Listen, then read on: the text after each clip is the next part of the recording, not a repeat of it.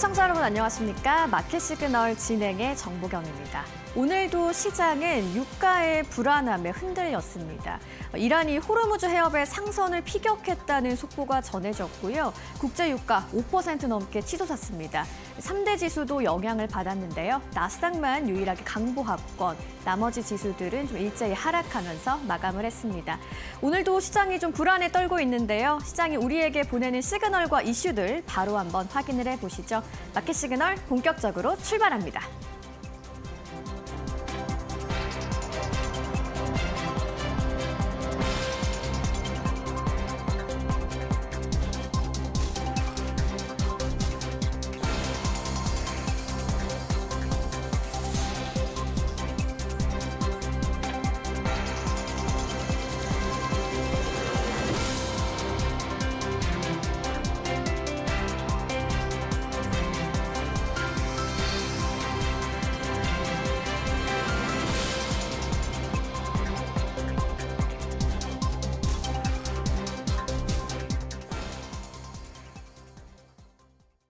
네, 이란의 호르무즈 해협 상선 피격 소식이 들리면서 유가가 급등했습니다. 5% 넘게 치솟으면서 뉴욕 증시도 좀 흔들리는 모습이었는데요. 방향성을 잃고 움직이던 지수가 나스닥을 제외하면 일제히 하락으로 마감을 했습니다. 유일하게 나스닥이 0.08% 오르면서 강보합권에서 마감했고요. S&P 500이 0.08% 하락하면서 약보합권, 다우지수가 좀 하락폭이 컸습니다. 0.61% 내렸고요. 러셀도 0.31% 내리면서 오늘 하루 마감을 했습니다. 자, 오늘 또 자금은 어떤 방향으로 흘러갔을까요? 히트맵을 통해서 한번 자세하게 살펴보시죠. 자, 상승하는 종목들이 초록색, 하락하는 종목들은 빨간색으로 표시가 되는 히트맵입니다. 자, 오늘 좀 여러 가지로 혼조가 돼 있는 모습들이 보이는데 일단 AI와 반도체 쪽으로 좀 혼조세가 나타났습니다. 엔비디아가 소폭 올랐지만 브로드컴은 또 하락을 했고요. 마이크론과 인텔은 각각 3% 내외로 상승하면서 이 반도체 섹터 안에서도 좀 흐름이 엇갈리는 모습이었습니다.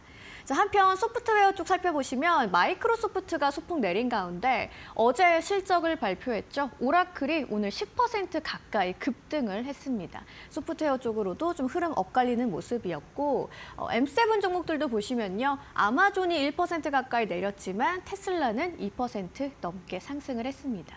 자, 한편 앞서 차트를 통해서 보셨듯이 오늘 다우지수의 하락폭이 좀 깊었는데요. 금융주 쪽으로 좀 빨갛게 물이 든 상황이고요. 또 경기 민감주 쪽으로도 좀 약세가 좀 크게 나타나면서 다우지수가 많이 내렸던 것까지 좀 흐름을 체크해 볼 수 있겠습니다. 한편 유가의 급등으로 좀 가장 영향을 받는 섹터 에너지 쪽이죠. 에너지 섹터가 오늘 올라주는 모습, 좀 가장 강하게 초록불이 들어온 섹터다라는 것까지 히트맵을 통해서 살펴볼 수가 있겠습니다. 자, 그렇다면 오늘도 시장을 이렇게 움직인 이슈들 바로 한번 확인을 해봐야겠죠. 마켓 무버 이슈로 만나보시죠. 자, 호르무즈의 리스크가 여전합니다. IEA가 4억 배럴을 방출하기로 했음에도 불구하고 오늘 유가 급등을 했는데요. 어떤 내용인지 먼저 자세하게 살펴보겠습니다. 자, IEA가 전략 비축유를 긴급 방출하기로 했습니다. 드디어 좀 대응에 나섰다라고 볼 수가 있을 텐데 무려 4억 배럴을 방출하기로 결정을 했습니다. 이건 IEA 역사상 최대 규모고요. 32개 회원국이 만장일치로 결정을 내렸습니다. 자, 이런 결정의 배경이 된 건 역시나 호르무즈 해협의 긴장이 고조됐던 거죠. 이란이 해협 봉쇄를 시도했고요. 기뢰를 부설하는 것까지 어제 뉴스로 또 전해드렸습니다. 또 해협 인근 선박을 공격한 일까지 발생을 하면서 아시다시피 세계 원유 약 20%가 통과하는 핵심 해상로에 원유 공급 차질 우려가 확대가 되고 있었습니다. 자, 그 결과 호르무즈 해협을 통한 원유 수출이 분쟁 이전과 대비했을 때 10% 미만 수준으로까지 감소를 했습니다. 자, 그런 연유로 IEA가 비상 비축유의 방출을 결정하게 된 겁니다. 자, 이 내용을 조금 더 자세히 좀 들어보시면요. 자, 이어서 좀 이 방출 규모에 대한 의미를 좀 소개를 해드리겠습니다.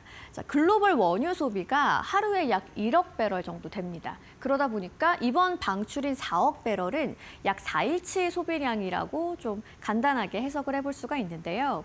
이 호르무즈의 공급 공백을 보완하는 기준으로 봤을 때는 약 12일치의 효과가 있는 상황입니다. 자, 여기서 트럼프가 또 추가적으로 발언을 했는데 이란의 기뢰부 설함을 대부분 제거했다라면서 해협 운항의 정상화를 기대한다라는 발언을 내놨죠. 하지만 시장의 반응은 지정학 리스크 아직도 끝나지 않았기 때문에 여전히 존재한다라고 봤고요. 유가 변동성이 확대되면서 아까 히트맵을 통해서 보셨듯이 에너지 섹터 쪽으로는 좀 강세가 이어졌습니다. 하지만 3대 지수는 약세를 보였고 나스닥만 유일하게 강보합권에서 마감을 했죠. 즉 IEA가 역대 최대 규모의 비축유 방출에 나섰지만 시장은 좀 여전히 호르무즈 해협 리스크에 더 민감하게 크게 반응을 하고 있는 상황입니다. IEA 사상 최대 비축유 방출에도 중동 지정학 리스크는 여전히 핵심 변수였다라고 오늘의 첫 번째 마켓 무버 이슈 정리를 해보겠습니다. 자, 이런 가운데 물가 지표도 발표가 됐는데요. 미국의 CPI입니다. 2.4%로 안정됐지만 이란발 유가 불안에 묻혔다라고 오늘의 헤드라인을 한번 정리해봤는데 어떤 내용인지 들여다보겠습니다. 자, 미국의 2월 CPI가 발표가 됐습니다. 전년 대비 2.4% 증가했고 전월 대비해서는 0.3% 상승을 했습니다. 이 CPI 소비자 물가 지수가요. 이 소비자가 구매하는 상품과 서비스의 가격 변화 지표입니다. 대표적인 물가 판단의 기준이라고 보시면 되는데 시장의 예상치와 좀 부합하는 수준으로 발표가 됐습니다. 자, 근원 CPI도 한번 살펴보시면요. 전년 대비 2.5% 늘었고 전월 대비해서는 0.2% 상승했는데 이 근원 CPI, 코어 CPI라고도 불리고요. 식품과 에너지처럼 좀 변동성이 큰 부분을 제외한 물가 지표입니다. 자, 그래서 물가의 기조적인 흐름을 판단하는 지표로서 활용을 합니다. 자, 이렇게 CPI는 예상에 부합을 했습니다. 시장은 물가의 안정 신호를 확인한 건데요. 여기에서 조금 더 중요하게 보실 만한 포인트가 있습니다. 자, 이번 CPI가 미국과 이스라엘의 이란 공습 이전 데이터라는 겁니다. 즉 전쟁 이후의 유가 상승이 반영되지 않았다는 건데요. 그러다 보니까 시장 입장에서는 인플레이션 가능성이 아직 남아있는 상황이라고 해석을 했습니다. 그러다 보니 시장의 관심은 현재의 물가 CPI보다는 중동 리스크 그리고 향후의 유가 상승 가능성 쪽으로 관심이 좀 이동을 하는 분위기입니다. 즉 인플레이션보다는 유가와 중동 상황이 더 큰 변수로 작용한 하루였다라고 오늘의 두 번째 이슈까지 정리를 해보겠습니다. 자, 한편 이런 가운데 기업 이슈도 하나 잠깐 살펴볼 텐데요. 어제 실적 발표를 했죠. 오라클이 인공지능 컴퓨팅의 수요 증가 전망을 제시하면서 오늘 10% 가까이 급등을 했습니다. 이 영향으로 일부 반도체 종목 상승세를 보이면서 기술주의 투심을 지지해주는 모습이었는데요. 한편 중동 리스크 때문에 기술주 전반의 상승폭은 좀 제한을 받는 모습이었고요. AI 모멘텀이 일부 기술주를 지지했지만 시장의 핵심 변수 여전히 중동 리스크에 있다라고 오늘의 마켓 무버 이슈를 정리해 보겠습니다. 자, 시장에는 이렇게 좀 다양한 이슈들이 있었는데요. 종목별로도 시장에 영향을 줬습니다. 시장을 움직인 종목들은 어떤 게 있는지 마켓 무버 스탁 조민재 앵커와 바로 만나보시죠. 이 시장을 움직인 종목들 마켓 무버 스탁 살펴보도록 하겠습니다. 가장 먼저 오늘 구글이요. 이 크롬 브라우저에 제미나이 AI를 탑재하면서 인도와 또 캐나다, 뉴질랜드까지 이 세 가지 국가로 점점 확대를 해가겠다라는 소식을 발표했습니다. 덕분에 오늘 구글의 주가가 0.5% 가까이 크게 뛰어 올랐고요. 또 이어서 엔비디아, 이 바클레이스가 엔비디아에 있어서 비중 확대 의견을 유지했는데요. 이 빅테크들의 AI 인프라 자본 지출이 2027년에 정점을 찍을 것이라는 이 현재의 전망과는 다르게 앞으로 27년이 지나더라도 2028년까지도 이 투자 규모가 더 늘어날 것이라고 전망했습니다. 쉽게 얘기하자면 앞으로 빅테크들이 원래 예상보다도 엔비디아의 칩을 더 오래, 더 많이 살 것이다. 이렇게 한번 해석을 해볼 수가 있겠죠. 이어서 이 미국의 최대 은행 JP 모건이요. 이 소프트웨어 업계 부실이 우려가 된다면서 이들 기업에 돈을 빌려줬었던 펀드들의 담보 자산 가치를 하향 조정했습니다. 이 때문에 오늘 소프트웨어주들이 전반적으로 이 크게 급락하는 모습이 나온 건데 거기에다가 이 소식의 의미는 앞으로 이 소프트웨어 관련주들에 대한 대출 요건이 더 까다로워지는 것을 의미하기도 하겠죠. 이 때문에 오늘 이 마이크로소프트의 주가 0.2% 약보합권에서 마무리가 됐고요. 전반적으로 보자면 이제 이번 주 들어서 유가의 등락과는 좀 관계가 없이 반도체주가 강하고 소프트웨어주가 다시 한번 약세를 보이고 있는 흐름이죠. 시장이 좀 전쟁 공포에서 한 발짝 멀어지게 되면서 이 잠시 소프트웨어주로 대피했었던 자금들이 다시 한번 반도체 쪽으로 다시 이동을 하고 있다. 이렇게 해석을 해볼 수도 있겠습니다. 이어서 다음 종목들도 한번 만나볼까요? 오늘 테슬라가 또 굉장히 2% 이상 강한 상승세를 보였습니다. 지난달 중국에서의 전기차 판매량이 이 전년 동기 대비해서 91%나 증가했다는 소식이 굉장히 긍정적으로 작용이 됐고요. 또 거기에다가 이 4개월 연속 판매량 상승세가 지속이 됐다는 점도 시장의 이목을 끌었습니다. 거기에 또 강력한 소식 한 가지가 더 있었죠. 바로 이 테슬라가 자체 AI 에이전트 이 디지털 옵티머스 개발에 속도를 내고 있다는 소식까지 함께 전해졌습니다.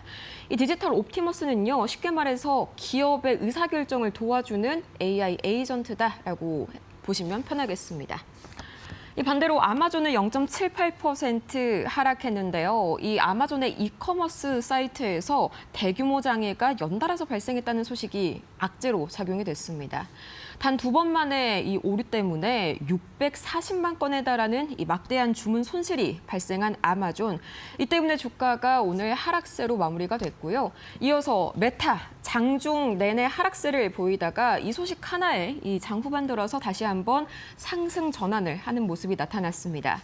이 메타가 오는 2027년 말까지 이 자체 개발한 AI 칩 4가지 종류를 투입하겠다라고 발표를 했는데요. 이 엔비디아와 AMD의 칩을 구매는 하되 이 자사의 칩을 같이 병행해서 쓰겠다는 투트랙 전략이 돋보입니다. 이 부분에 있어서 오늘은 약간 M7 중에 개별주에 따라서 이 이슈별 주가 편차가 있었다는 점 챙겨볼 수가 있겠고요. 추가적으로 시장을 움직인 종목 3가지가 더 있습니다. 우선 오늘 주인공은 나스닥에서 역시나 오라클이었죠. 4분기 실적 서프라이즈 덕분에 매출과 가이던스 상향 소식까지 굉장히 어마어마한 소식이 들려왔었던 오라클인데 이 클라우드 인프라 매출이 특히나 84%나 증가하게 되면서 시장이 크게 환호를 해줬고요. 그동안 굉장히 오랜 발목을 잡았었던 이 막대한 AI 지출 그리고 과연 AI가 수익화로 이어지느냐 여기에 대한 연결고리를 오라클이 확실하게 긍정적으로 바꿔줬다. 이게 오늘 전반적인 장세였습니다. 또 추가적으로 네비우스 주가가 16% 가까이 올라섰는데요. 이 AI 데이터 센터 전문 기업이죠. 엔비디아가 우리 돈으로 약 3조 원을 투자해서 이 전략적 파트너십을 체결하고 AI 인프라를 구축하겠다는 소식이 굉장히 강하게 작용이 됐습니다. 이 네비우스는 쉽게 말하자면 엔비디아의 최신 칩으로 만든 고성능 클라우드를 기업들에게 빌려주는 일을 하고 있는데요. 이번 투자로 이 네비우스는 2030년까지 5기가와트의 이 엔비디아 시스템을 구축하게 됩니다. 이 오라클이 어닝 서프라이즈로 AI 투자에 대한 확신을 키워주니까 이 엔비디아의 네비우스 투자 소식까지 상승 탄력을 받았구나 이렇게도 해석을 해볼 수가 있겠습니다. 마지막은 독립적인 개별주 이슈인데요. 바로 우리에게 피자로 익숙한 기업이죠. 바로 파파존스입니다. 이 파파존스가 투자사 어스캐피털로부터 현재 주가의 50%의 웃돈을 얹어준 15억 달러 규모의 인수 제안을 받았습니다. 덕분에 이 주가가 18%나 폭등했는데요. 이번 인수가 만약에 성사가 된다면 이 파파존스는 주식시장에서 물러나서 비상장 기업으로 전환이 될 예정입니다. 덕분에 오늘 20% 가까이 급등했고요. 이어서 이 원자재 가격과 매크로 흐름까지 바로 챙겨보시죠. 역시나 가장 중요한 건 국제유가입니다. 국제유가 어제 이 시간에 비하면 소폭 올랐습니다. 5%가량 다시 한번 상승폭을 키워줬는데 이 전략 비축유 방출 소식에도 불구하고요. 호르무즈 인근에서 민간 선박 세척이 발사체에 피격을 받았다는 소식이 더 강하게 작용한 하루였습니다. 이 때문에 다시 한번 원유 공급 우려가 불거진 현재 상황이고요. 원달러 환율도 이 때문에 4.5원 가까이 올라섰습니다. 우리나라는 이 제조업 중심의 원유 의존도가 높은 나라이기 때문에 당연히 이런 소식이 즉각적인 타격으로 이어질 수밖에 없겠죠. 비트코인 가격은 큰 움직임은 없었고요. 이 미국채 10년물과 미국채 2년물은 다시 한번 큰 폭으로 올라섰습니다. 이 유가가 다시 한번 좀 급등세를 보이게 되면서 인플레이션 우려가 다시 한번 두드러졌고요. 이게 이 국채 금리의 상승 그리고 강달러를 야기를 시켰습니다. 달러가 강세를 보이면 당연히 같은 안전자산인 금의 매력은 떨어지겠죠. 금 가격 1%가량 하락했습니다. 지금까지 뉴욕 증시 마감 상황 봤습니다.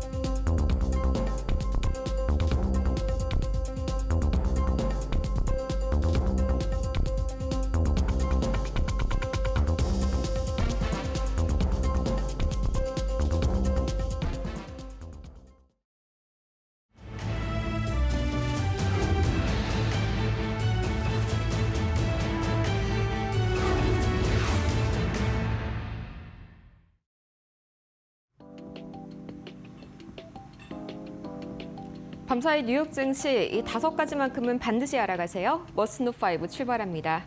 이 계속해서 원유가 그야말로 이 방향타 역할을 하고 있는 시장입니다. 밤사이에도 계속해서 뉴욕 증시가 혼조세를 보였는데 바로 유가가 진정되지 않는 모습 때문에 이런 불안감이 아직까지 시장에 남아있는 모습이었죠. 이 IEA가 역대급 규모의 비축유를 방출을 했음에도 불구하고 유가는 여전히 제자리 걸음입니다. 국제에너지기구 IEA 회원국들이 치솟는 유가를 잡기 위해 역대 최대 규모인 4억 배럴의 전략 비축유를 방출하기로 합의했습니다. 다만 시장의 기대와는 달리 유가는 여전히 상승세를 지속했는데요. 영국 해군에 따르면 수요일 하루에만 호르무즈 인근에서 화물선과 컨테이너선 등 민간 선박 3척이 발사체에 피격됐고요. 이 중에 한 척은 화재로 승무원 전원이 대피하는 긴박한 상황이 벌어졌습니다. 전운이 다시 한번 짙어지는 가운데 트럼프 대통령은 인터뷰를 통해 이란 내 타격 목표물이 거의 남지 않았다면서 이란의 해협 봉쇄 음모를 저지했다고 강조했습니다. 전쟁이 곧 끝날 것이라면서 다시 한번 조기 종전 가능성을 시사한 건데요. 하지만 이스라엘 측의 입장은 사뭇 다릅니다.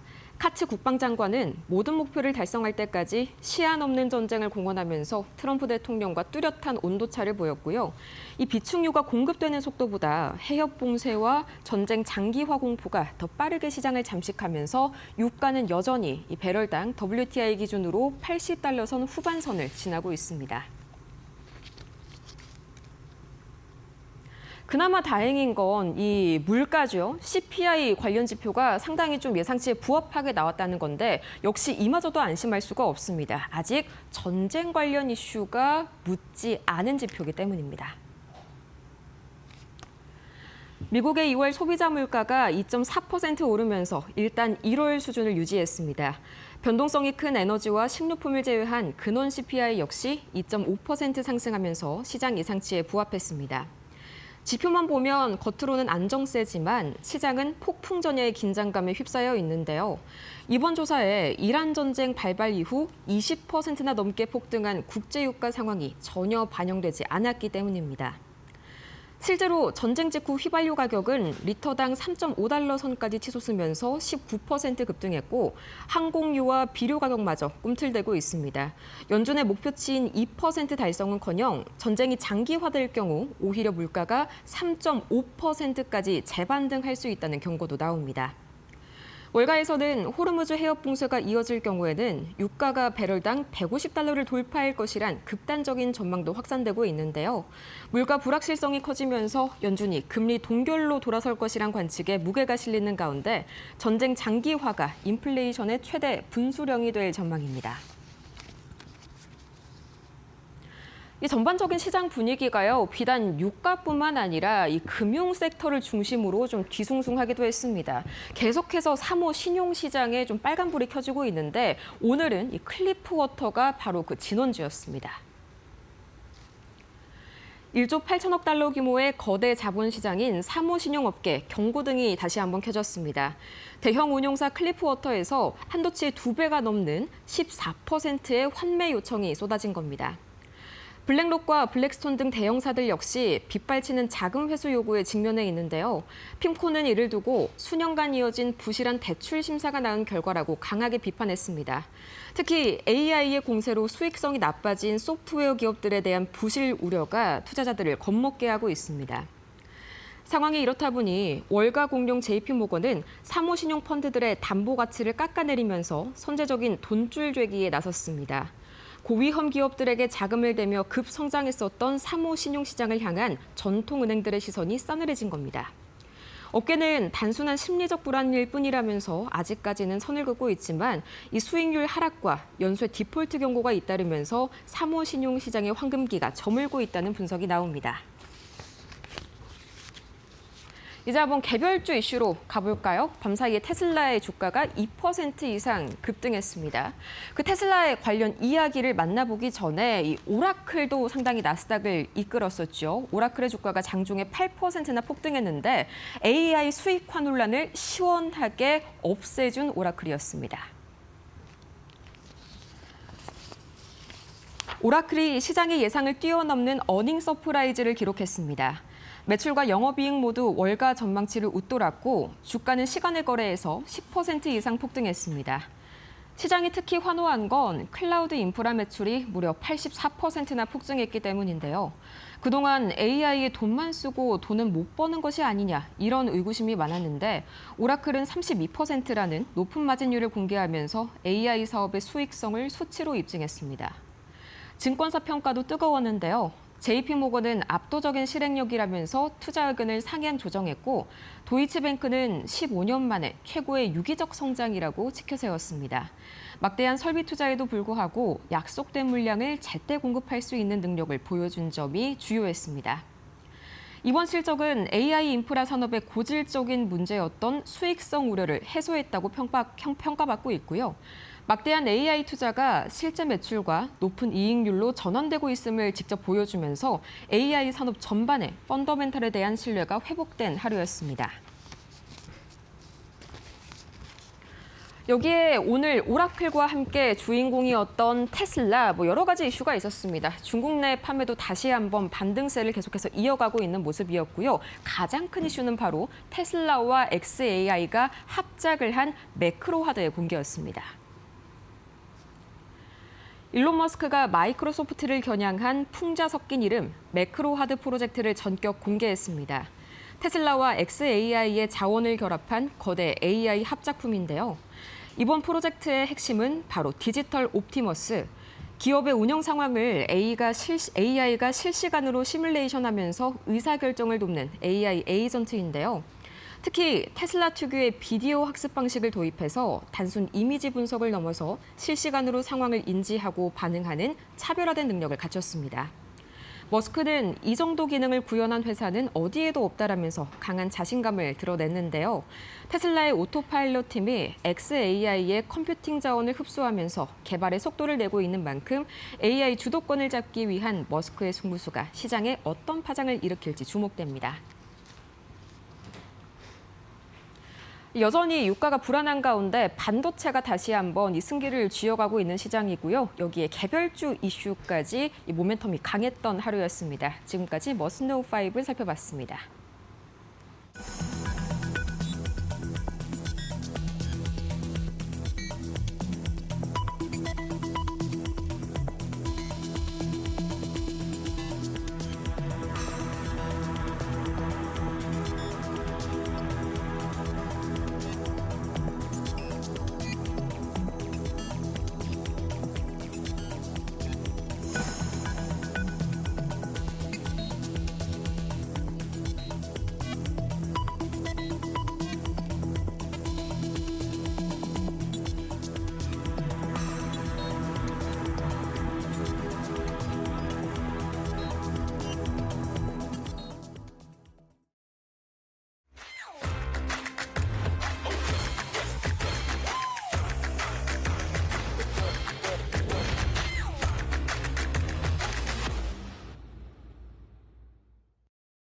월가에서 보내는 시그널을 알아보는 시간입니다. 월가 시그널 오늘도 신일섭 위원님과 함께합니다. 어서 오세요. 네, 안녕하세요. 네, 오늘의 월가 시그널 키워드 확인 전에 뉴욕 시장 마감 상황 한번 살펴볼 텐데요. 어제 소프트웨어 섹터 안에서도 좀 종목별로 흐름이 엇갈리는 모습이 있었고요. M7 종목들 혼조세를 좀 보이면서 마감을 했습니다. 위원님께서 좀 특별히 집중해서 보신 부분 어디가 있을까요? 어제도 역시 그 메모리 반도체 강세가 또 지속이 됐습니다. 네. 우리나라한테는 아주 좋은, 계속 말씀드렸지만 그렇죠. 그 씬에서 D램이랑 낸드 플래시에서 3위랑 5위 하는 업체가 미국의 주도주입니다. 계속 말씀드렸는데.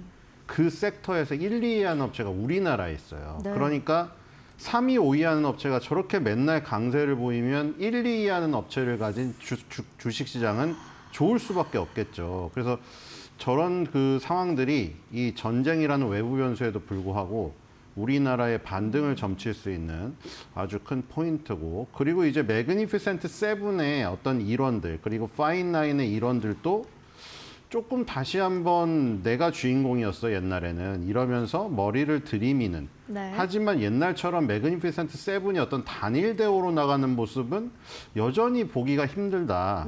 어제도 많이 엇갈렸죠. 뭐 엔비디아, 테슬라 이런 건 플러스였지만 네. 마이크로소프트, 아마존 이런 것들은 또 마이너스였습니다. 네. 애플까지. 그러니까 예전엔 매그니피센트 세븐 하면 이제 7개 종목이 정말 다 같이 뜨거운 어떤 그런 상황들이 많이 보였었는데 요즘에는 그런 부분이 별로 안 보이고 7개 종목이 개별 이슈에 따라서 왔다 갔다 하고 메모리 반도체 쪽이 오히려 단일 대우를 지금 강하게 네. 가져가는 모습입니다. 네, 그리고 저희가 어제 월가 시그널에서도 속보를 좀 전해드렸었는데 오라클이 시외 거래에서도 주가가 오르더니 결국 오늘 간밤에 시외 거래에서 주가 급등 이후 또 급등으로 마감을 했습니다. 9%가 넘게 올랐는데 이 부분 예상하셨어요? 근데 오라클은 좀 올라야 됩니다. 너무 많이 빠졌죠. 그게 레리 앨리슨 회장이 그 세계 갑부순위 1위를 정말 딱 찍먹하고 바로 그때부터는 날개 없는 추락이었거든요. 정말 추세선이고 뭐고 다 깨졌고 출발했던 시점 이하로 내려가 버렸습니다. 주가가. 그래서 어제 뭐 9%는 하루로 치면은 꽤 올랐지만 그동안 떨어진 폭에 비하면 간에 기별도 안 가는 상승이라는 생각이 들죠. 브로드콤보다 오라클의 추락이 더욱더 가팔랐어요. 파인나인의 두 종목인 오라클, 브로드콤이 약간 매그니피센트 세븐의 두 날개였는데 먼저 무너져 버렸죠. 브로드콤은 이제 덜 무너져서 이제 오라클이 더 빠져가지고 좀 더 난 거지 브로드콤의 하락도 컸습니다. 네. 둘 다 얘기를 드렸죠. 오라클은 데이터 센터의 클라우드 서비스의 어떤 빈틈을 노리는, 그리고 브로드컴 같은 경우도 어떤 지금 엔비디아나 이런 칩의 빈틈을 노리는 네. 그런 빈틈 전략으로 성공한 업체들인데 네. 둘 다 일단은 하락세가 좀 깊었었다 그동안. 네. 이런 생각이 듭니다. AI 컴퓨팅 수요 증가의 전망을 제시한 오라클인데 그동안 좀 낙폭이 깊었기 때문에 좀 반가운 반등이 나왔다라고 얘기해 주셨고, 특히 어제 좀 3대 지수 중에서는 다우가 많이 빠졌는데 금융이랑 소비주 쪽으로 약세가 좀 강하게 나왔더라고요. 뭐 그런 것도 있지 않을까요? 지금 뭐 그런 눈에는 눈, 이에는 이해를 이슬람이 만든 건가요? 어제 갑자기 거기서 들고 나와가지고 아, 그랬어요? 네. 네. 이란에서 들고 나왔잖아요. 아 맞아요. 그게 아마 이슬람 율법일 거예요. 아, 그래서 눈에는 눈, 이에는 이다. 네. 그래서 너네가 우리 은행을 지금 이 뭐 전쟁이 막 무슨 길에 나오고 막 이러잖아요. 일본이 나중에 자위대가 참전하고 뭐 이런 얘기 나오잖아요. 네. 근데 사이버 전쟁도 엄청 일어나고 있거든요. 아. 이란 사람들이 앱을 딱 켜는 순간 엉뚱한 게 나와요. 그 아, 경전을 네. 외우려고 경전 앱을 깔면 이미 해킹이 돼 있어요. 이스라엘에서 해킹해서. 근데 은행을 해킹했거든요. 그래서 어제 그 얘기를 하더라고요. 그렇군요. 눈에는 눈, 이에는 이, 눈에는 눈, 은행은 은행. 너네가 우리 은행을 해킹했기 때문에 너네 은행 본사를 공격하겠다. 네. 그래서 지금 이 미국의 그 저기 요 은행들 있죠. JP모건이라던가 지금 뱅크 오브 아메리카 네. 이런 은행 그 본사들이 지금 타겟이 됐어요. 아. 지금 그런 부분도 있거든요. 네. 거기다가 소프트웨어랑 연결된 부분이 원래 있었죠. 연결돼서 투자를 했는데 블랙록을 비롯하여 사모펀드에서 투자한 게 많다. 블랙아울 캐피탈부터 이런 쪽도 약세인 것도 있고 직접적인 좀 공격의 타겟. 저기뿐만 아니라 엔비디아, 메타, 구글 이런 회사들까지 본격 타격을 하겠다는 지금 선언을 했어요. 이란에서. 네, 네. 그렇기 때문에 데이터 센터 폭파도 지금 실제로 지금 두바이나 아랍에미리트에 있는 데이터 센터를 공격하려는 시도가 있거든요. 네. 거기 탄도미사일 맞을 경우에 데이터 센터가 바로 정지되면 굉장히 큰 타격이 있을 수가 있겠죠. 이제 물리적 타격을 걱정해야 되는 이란이 지금 마지막 갈 때까지 갔기 때문에 너 죽고 나 죽자 살자로 나와서 굉장히 이런 지금 매그니피센트 세븐을 비롯하여 미국의 어떤 대기업들 굉장히 위기가 아닌가 네. 이런 생각이 듭니다. 네, 대기업과 뭐 은행, 금융주 쪽으로 조금 더 타겟팅이 되고 있어서 영향을 받았다라는 말씀으로 정리해 보겠고요. 그렇다면 오늘의 월가 시그널 키워드는 어떤 건지 하나씩 좀 살펴보시죠.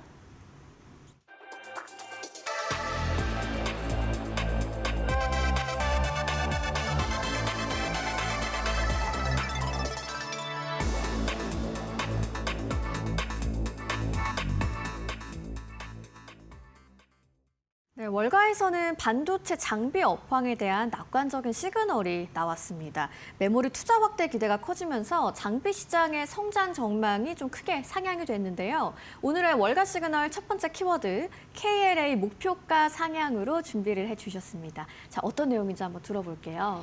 네, 그래서 계속 말씀드렸다시피 반도체 장비에서나 메모리 반도체 쪽으로 주인공이 넘어가서 네. 이쪽은 계속 강세인데 그래서 저는 그래서 어제 계속 그 전쟁은 외부 변수고 이 반도체의 성장은 계속되고 AI 데이터 센터의 성장이 계속된다는 게 확인이 됐다. 네. 왜냐면 오히려 무슨 엔스로픽의 클로드라던가 뭐 이런 챗GPT 같은 것들이 전쟁에서 중요한 역할을 하면서 AI는 정말 무궁무진한 저기 성장성이 있구나 확인이 됐다. 이렇게 얘기했는데 아까 물리적 타격 얘기를 하니까 네. 이렇게까지 되면은 이건 실질적인 타격으로 돌아올 수도 있겠다는 걱정이 또 있더라고요. 왜냐면 그동안 이게 약간 서로의 무슨 민간 부분을 안 건드리는 게 좀 거기 불문율이었는데 지금 이게 건드려지다 보니까 아까 그 얘기가 나온 거죠. 이란에서 데이터 센터를 직접 타격하겠다. 네. 아까 금융 본사 은행을 부셔버리겠다. 이제 그렇게 되면 이제 영업이 지금 불가능한 상황이 돼버리기 때문에 그러면은 실적에 진짜 타격이 올 수도 있겠다. 네. 이런 생각이 들거든요. 지금 데이터 센터나 담수화 시설 아니면 이런 것들을 건드려 버리다 보니까 민간인들한테 타격이 오게 돼요. 네. 그러니까 이 군사 시설에 대한 타격만 있었으면 이제 방산 정유주만 이제 왔다 갔다 한다고 생각했는데 그런 좀 우려가 하나가 생겼다 저는. 근데 네. 뭐 어제는 일단은 반도체 장비에서나 메모리 반도체 업체들은 초강세를 또 보였어요. 네, 섹터에서 보니까 뭐 반도체 장비 쪽으로는 다 초록불이 들어왔더라고요. 네, 지금까지 말씀드린 거잖아요. 마이크론 테크놀로지, 샌디스크 같은 이 스토리지 업체들, 메모리 반도체 쪽, 그다음에 이 반도체 장비 업체들, 그다음에 캐터필러나 GE 버노바 요런 쪽 피지컬 AI 요런 쪽이 네. 어떻게 보면 새로운 7개의 주인공이 될 수가 있다. 이렇게 말씀을 드렸는데 어제도 또 광세였어요. 이쪽은. 램리서치, 어플라이드 머티리얼즈, KLA는 이미 역사적 신고가의 흐름을 더해가고 있는 상황이고요. 네덜란드 ASML은 네덜란드 회사이기 때문에 여기 안 들어있지만 네. 네덜란드 ASML도 계속 신고가를 갱신 중이죠. 자, 그래서 이런 회사들이 초강세를 띠고 있는 이 상황이다. 이렇게 볼 수가 있겠습니다. 네, 또 모건 스탠리가 KLA의 목표가를 1,809달러로 상향을 했다는 이야기가 있는데, 자 그렇다면 뭐 눈송이 분석을 포함해서 여러 가지 자료 보면서 조금 더 이야기해 보죠. 네, 뭐 공정 순서대로라면 KLA가 좀 뒤에 있는 거죠. 네. 왜냐면 우리가 노광, 증착, 식각 같은 걸 반도체 3대 공정이라고 하고 그게 다 전공정이에요.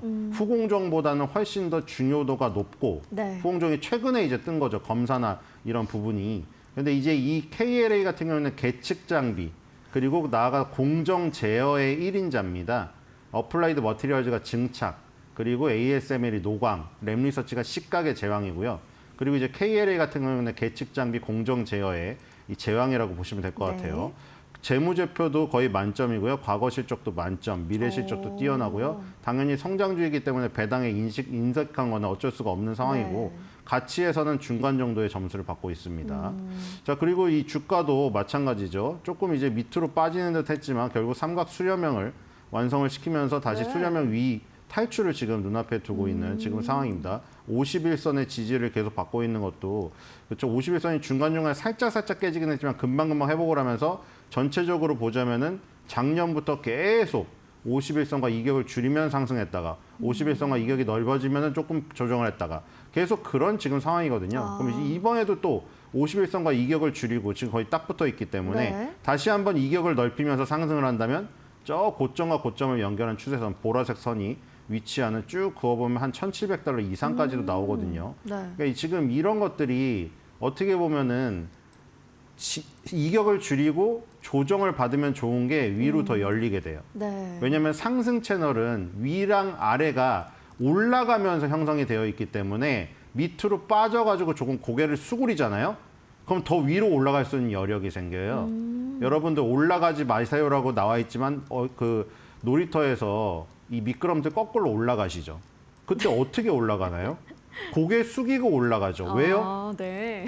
고개를 숙여야 위로 올라갈 수 있는 터널의 그 공간이 생기니까요. 네. 그거랑 똑같은 거거든요. 그러니까 지금 터널의 공간이 생긴 거죠. 아, 지금 기술적으로 아주 유리한 지금 상황이고요. 네, 실적도 보니까 되게 계속 잘 나왔더라고요. 실적은 올킬입니다. 이거 KLA 17개 분기 중에 17개 분기 모두 매출 어닝 서프라이즈가 나온 기업입니다. 네.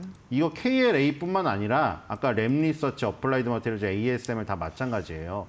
아까 계속 얘기 들었다시피 TSMC가 제조 공장을 돌리려면 그러니까 지금 뭐 애플도 줄 서 있고 엔비디아도 줄 서 있고 구글도 줄 서 있고 다 TSMC 라인 따려고 줄 서 있고 번호표 받고 있잖아요. 네. 그럼 TSMC 공장이 계속 돌아간 거고 24시간 돌아가도 모자란다는 뜻이고 거기서 장비들 세계 최고의 장비를 들여와서 그 장비로 요 칩을 생산하니까 TSMC에 맡기는 거죠. 그러니까 이 장비 회사들은 TSMC에 꼭 필요한 무기라고 할 수가 있겠죠.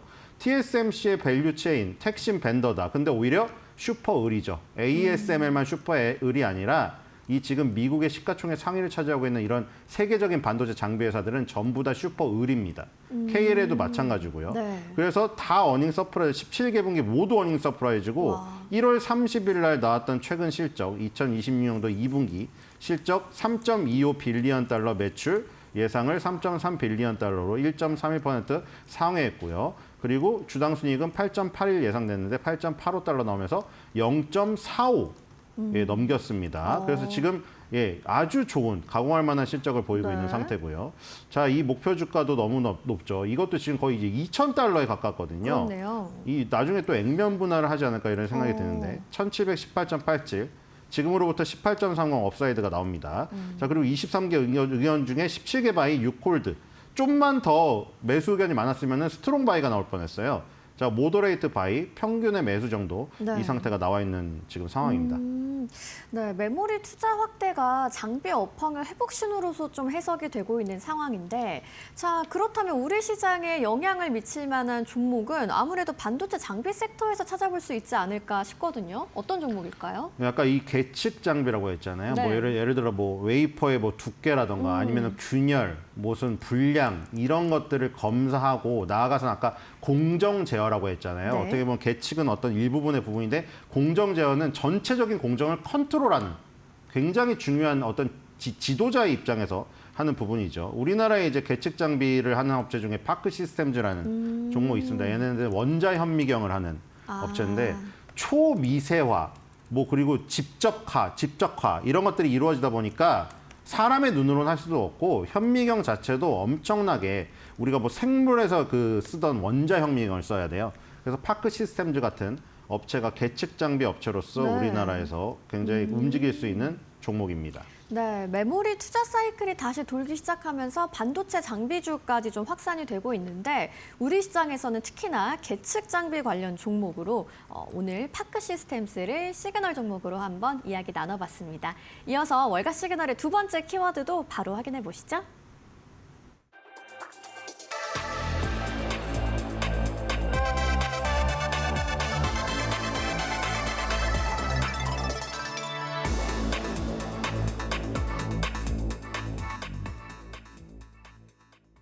월가 시그널의 두 번째 키워드는 테슬라입니다. 단기 실적 우려와 성장 스토리까지 좀 동시에 나오고 있는 상황인데 오늘의 포커스는 실적 우려 부분에 맞춰서 두 번째 키워드로 준비를 해주셨습니다. 좀 어떤 이야기 나눠볼까요?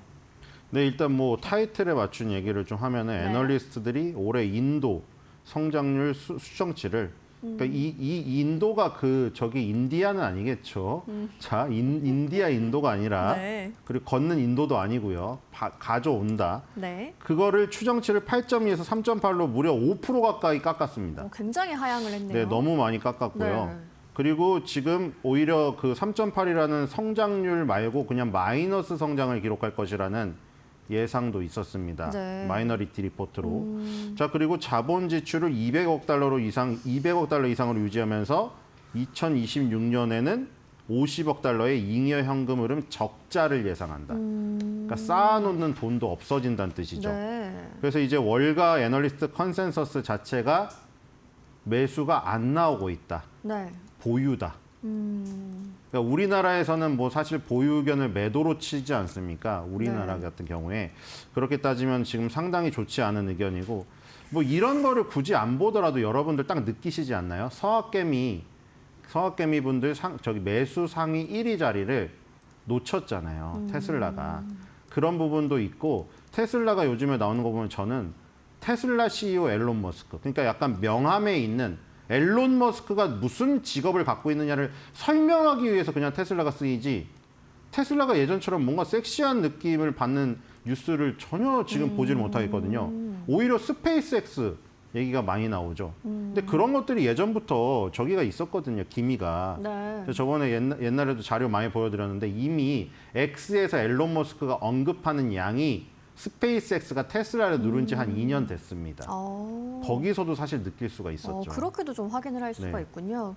테슬라가 판매 성장 둔화 우려 속에 좀 공격적인 투자를 하면서 현금 흐름 부담이 확대가 되고 있는데 단기 실적 우려 속에서도 중국 판매라든지 AI 로봇 기대는 유지가 되고 있습니다. 히트맵 통해서도 어제 2% 넘게 올랐잖아요.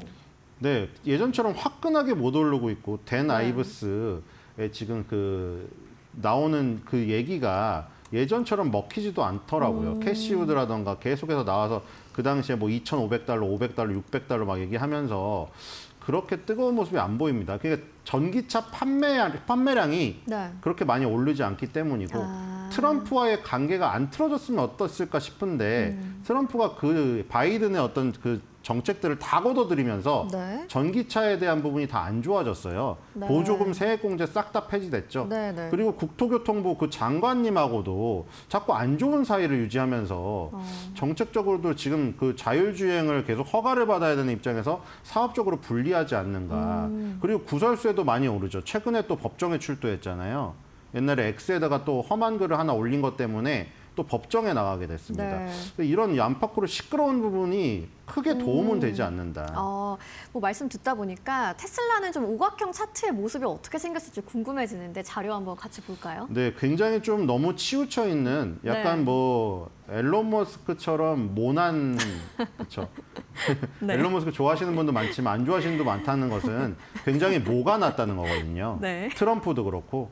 왜냐면 트럼프나 앨런 머스크가 충성 팬도 많지만 안티 팬도 엄청나게 많은 굉장히 극단적인 사람들이잖아요. 뭐 대중의 호불호 호불호나 평가가 예, 많이 갈리죠. 호불호가 심하죠. 그래서 지금 테슬라도 비슷하거든요. 이게 배당이 인식한 거는 성장주에는 다들 저기 적용되는 거라 뭐 배당이 인식해서 점수가 낮니 그거는 사실 여기서 말할 건 아닌 것 같아요. 네. 배당 성장주, 배당 귀족주에게는 그 점수가 낮으면 그런 얘기를 하겠지만 얘는 배당 귀족주는 아니에요. 네. 그리고 가치가 낮다는 것도 주가가 다 잘 올랐다는 것들도 있으니까 그건 네. 그렇다 해석의 치는데 여지가 있죠. 예. 이 지금 과거 실적이 지금 좋지 않았고 근데 뭐 그러네요. 그런 부분 보니까 뭐 나쁘지도 않네요, 사실.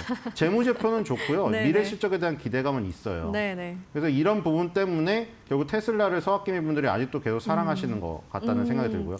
그리고 이제 그래서 아까 전기차 판매량에 대해서는 더 이상 기대할 게 없으니 네. 빨리 지금 앨런 머스크가 말하고 있는 그쪽이 성과가 나야 될 것 같아요. 그렇네요. 옵티머스 로봇을 가정에 100만 대를 뭐 뿌리고 그게 이제 판매를 했을 때 수익이 나기 시작하는 단계에 이르면 그때 이제 캐시우드라든가 데나이브스가 얘기했던 게 그것이었어요.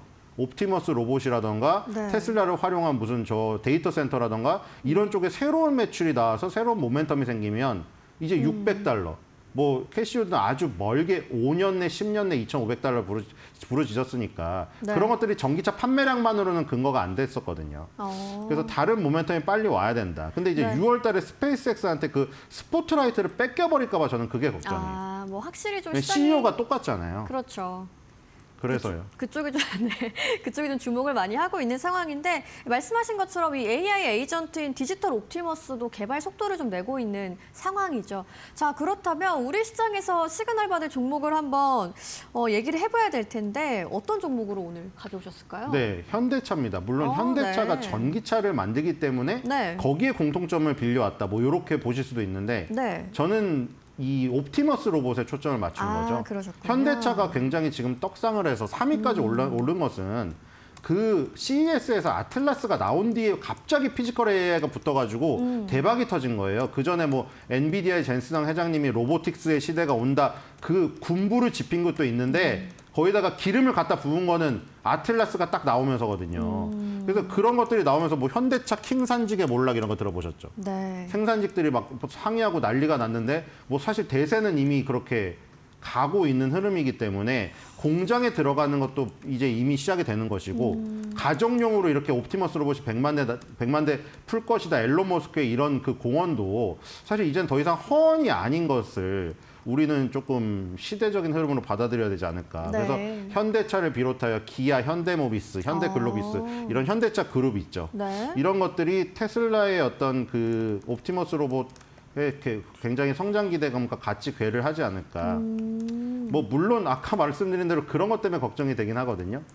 계속 그 스페이스X라든가 클로드가 6월 달 이후에 상장이 되기 때문에 네. 주인공을 뺏겨버려서 테슬라가 약간 뒷전으로 쳐져서 서학개미 분들의 그 순매수 상위에서도 혹시나 스페이스X나 이런 거에 뒤처질까 봐 그럼 이제 테슬라도 약간 빛을 발하게 되고 그럼 이제 뭐 현대차랑 이렇게 제가 엮어서 얘기하기도 힘들게 되겠죠. 아, 네, 그때는 또 뭐 다른 변화가 네. 있겠네요.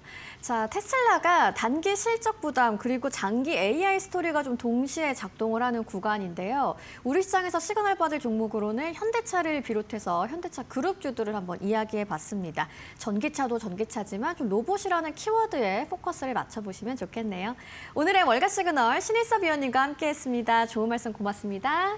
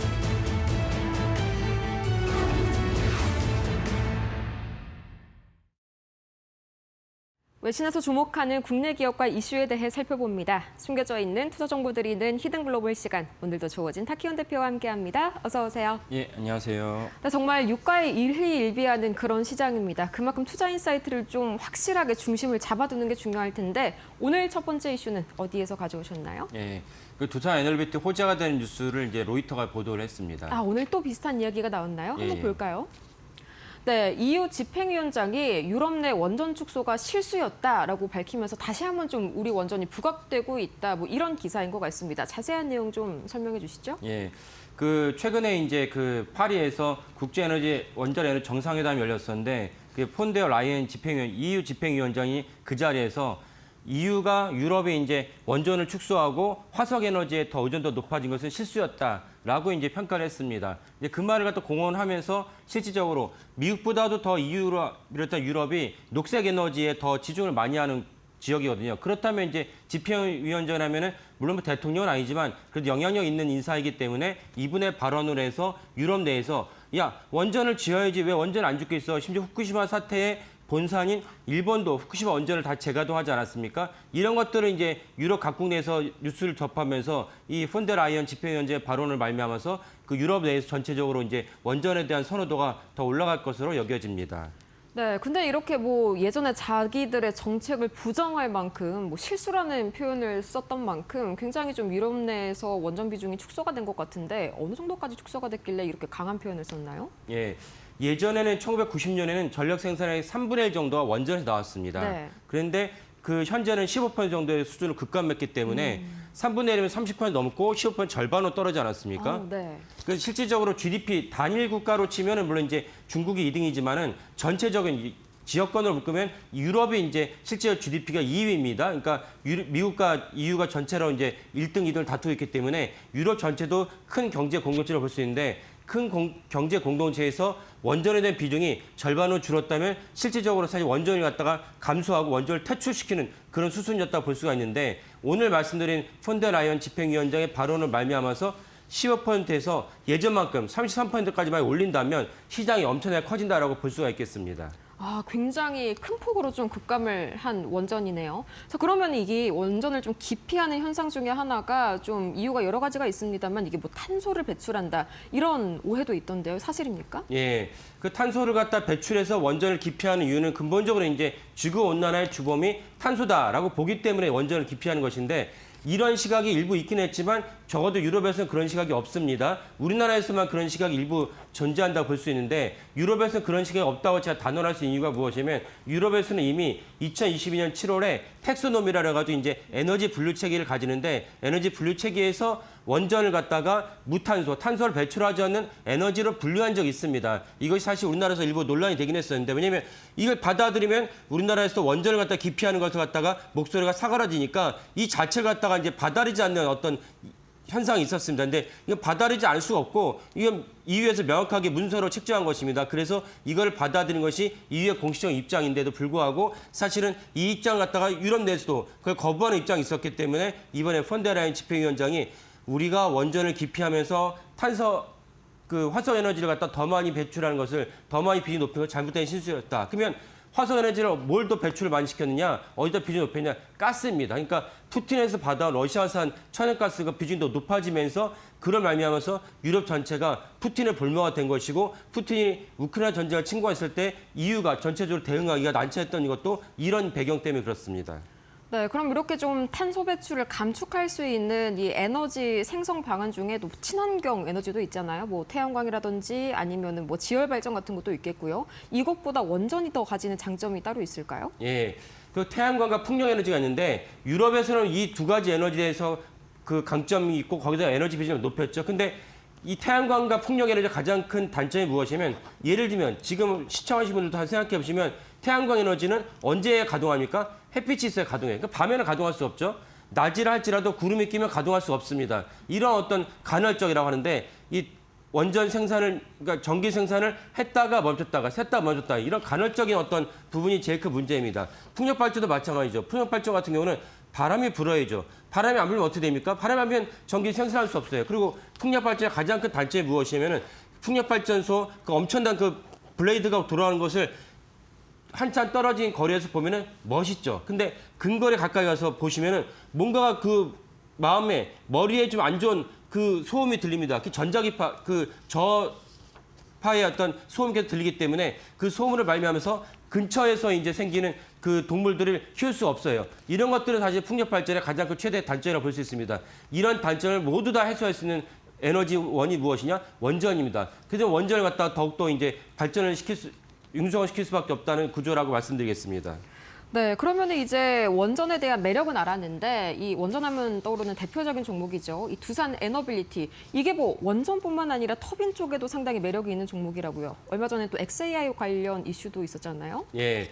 그러니까 가스 터빈 같은 경우 보면은 가스 터빈을 가지고 생산할 수 있는 곳이 세계에서 세 곳밖에 없습니다. 일종의 과점이라 도점을 할 수 있는데 이 세 곳밖에 없는 것이 다른 데 수요가 생겨가지고 야 우리에도 가스를 만들어줘 하면 이 세 곳 모두 다 야 기다려 버너퍼 뽑고 기다려 2030년 돼야 니네 차례가 돌아올 수 있어 이렇게 말을 합니다. 그러니까 그 머스크 입장에서 엑스안의 머스크 입장에서는 언제까지 기다릴 것이냐. 그래서 두산 에너빌리티의 가스 터빈을 갖다 수주하기로 했습니다. 물론 두산 에너빌리티는 고객사의 어떤 영업 비밀을 해서 이걸 공식적으로 발표하지 않지만 실질적으로 그 일론 머스크가 먼저 자기 X에서 먼저 발표를 했죠. 그래서 실질적으로 이제 두산 에너빌리티가 머스크에다 납품한 가스터빈이 원활하게 발전하고 돌아간다는 것이 입증이 된다면 일종의 머스크가 레퍼런스가 된다면 두산 에너빌리티의 가스터빈을 갖다 요구하는 것이 더 많아질 거라 여겨집니다. 그래서 두산 에너빌리티는 원자력 주기기도 이제 큰 손이고 또 다른 큰 손으로 가스터빈. 왜냐하면 당장 원자력을 진다고 해도 당장 되는 것이 아니거든. 근데 1년 내내 이제 전기를 생산할 수 있는 것이 LNG를 끌어다가 가스터빈을 통해서 전기를 발전하는 것이기 때문에 두산 에너빌리티는 또 다른 두 날개를 갖다가 바탕으로 해서 두산 에너빌리티의 매출과 주가가 올라가겠다라고 말씀드리겠습니다. 네, 두산 에너빌리티 얼마 전에 XA와의 이 가스터빈 관련 이슈에 더불어서 이제는 유럽 쪽에서도 이 호재 만발 소식들이 좀 불어오고 있네요. 계속해서 기대감 안고 지켜보도록 하겠습니다. 다음 이슈로 한번 넘어가 볼까요? 두 번째 이슈는 어디에서 가져오셨나요? 예, 카트라는 이제 카트프로라는 자동차 전문 매체인데 이름부터가 자동차네요. 네. 현대차에 대한 큰 문제를 갖다가 이제 보도를 했습니다. 현대차 소송 핵심 차량 파쇄, 자세한 내용을 보도록 하겠습니다. 이게 현대차가 증거물을 없앴다, 그런 내용인가요? 예. 그러니까 이제 핵심 뭐냐면은 이 사안을 갖다 펜실베니아 법원 자체가 현대차에 책임이 있다고 이제 확정했던 것입니다. 1심에서 확정한 것이고 우리나라도 마찬가지긴 하지만 사실 1심, 2심, 3심이 있지만 미국은 3심이라면 대법원에서 이제 판단하는 것이기 때문에 대법원까지 가는 소송은 많지 않습니다. 그러니까 그 전에 이제 기각을 시켜버린 것이고 우리나라 그 미국도 1심에서 사실 전체적인 그 판결이 끝났다 보시면 되는데 펜실베니아 법원이 현대차가 소송 중에 이제 차량을 갖다 파손을 했고 파손된 책임으로 이제 990만 달러, 이제 환율이 지금 거의 1,500원 가까이 되기 때문에 이걸 환율로 바꾼다면 약 130억 원의 벌금을 물리도록 판결을 내렸다는 것입니다. 그렇다면 이제 현대차가 분명 과실이 있다라고 볼 수가 있겠습니다. 이 소송 대상 차량을 폐기했다. 당연히 이게 보통 일은 아니지 않습니까? 실제로 엄청난 지금 벌금에 부과될 위기에 처해 있다고요. 예. 사실은 우리가 제품을 만들다 보면 과실이 있고 사람이 그렇죠. 실수가 있을 수 있는데 실수를 갖다 덮으려고 해서 심지어 차량을 갖다 폐기했다는 것은 엄청난 범죄입니다. 이 부분을 갖다 펜시의 법원이 이제 판단한 것이기 때문에 현대차도 이거를 수용을 해서 여기에 적극적으로 아마 카프로의 보도를 보면 현대차가 2심을 갈 거라 보지만 제 입장에서는 또 아까 말씀대로 실제 시장에서는 아니 1심에서 판결을 했으니까 현대차 이걸 수용하면서 적극적으로 본인들의 잘못을 시정하려는 그런 태도를 취해야 한다고 말씀드리겠습니다.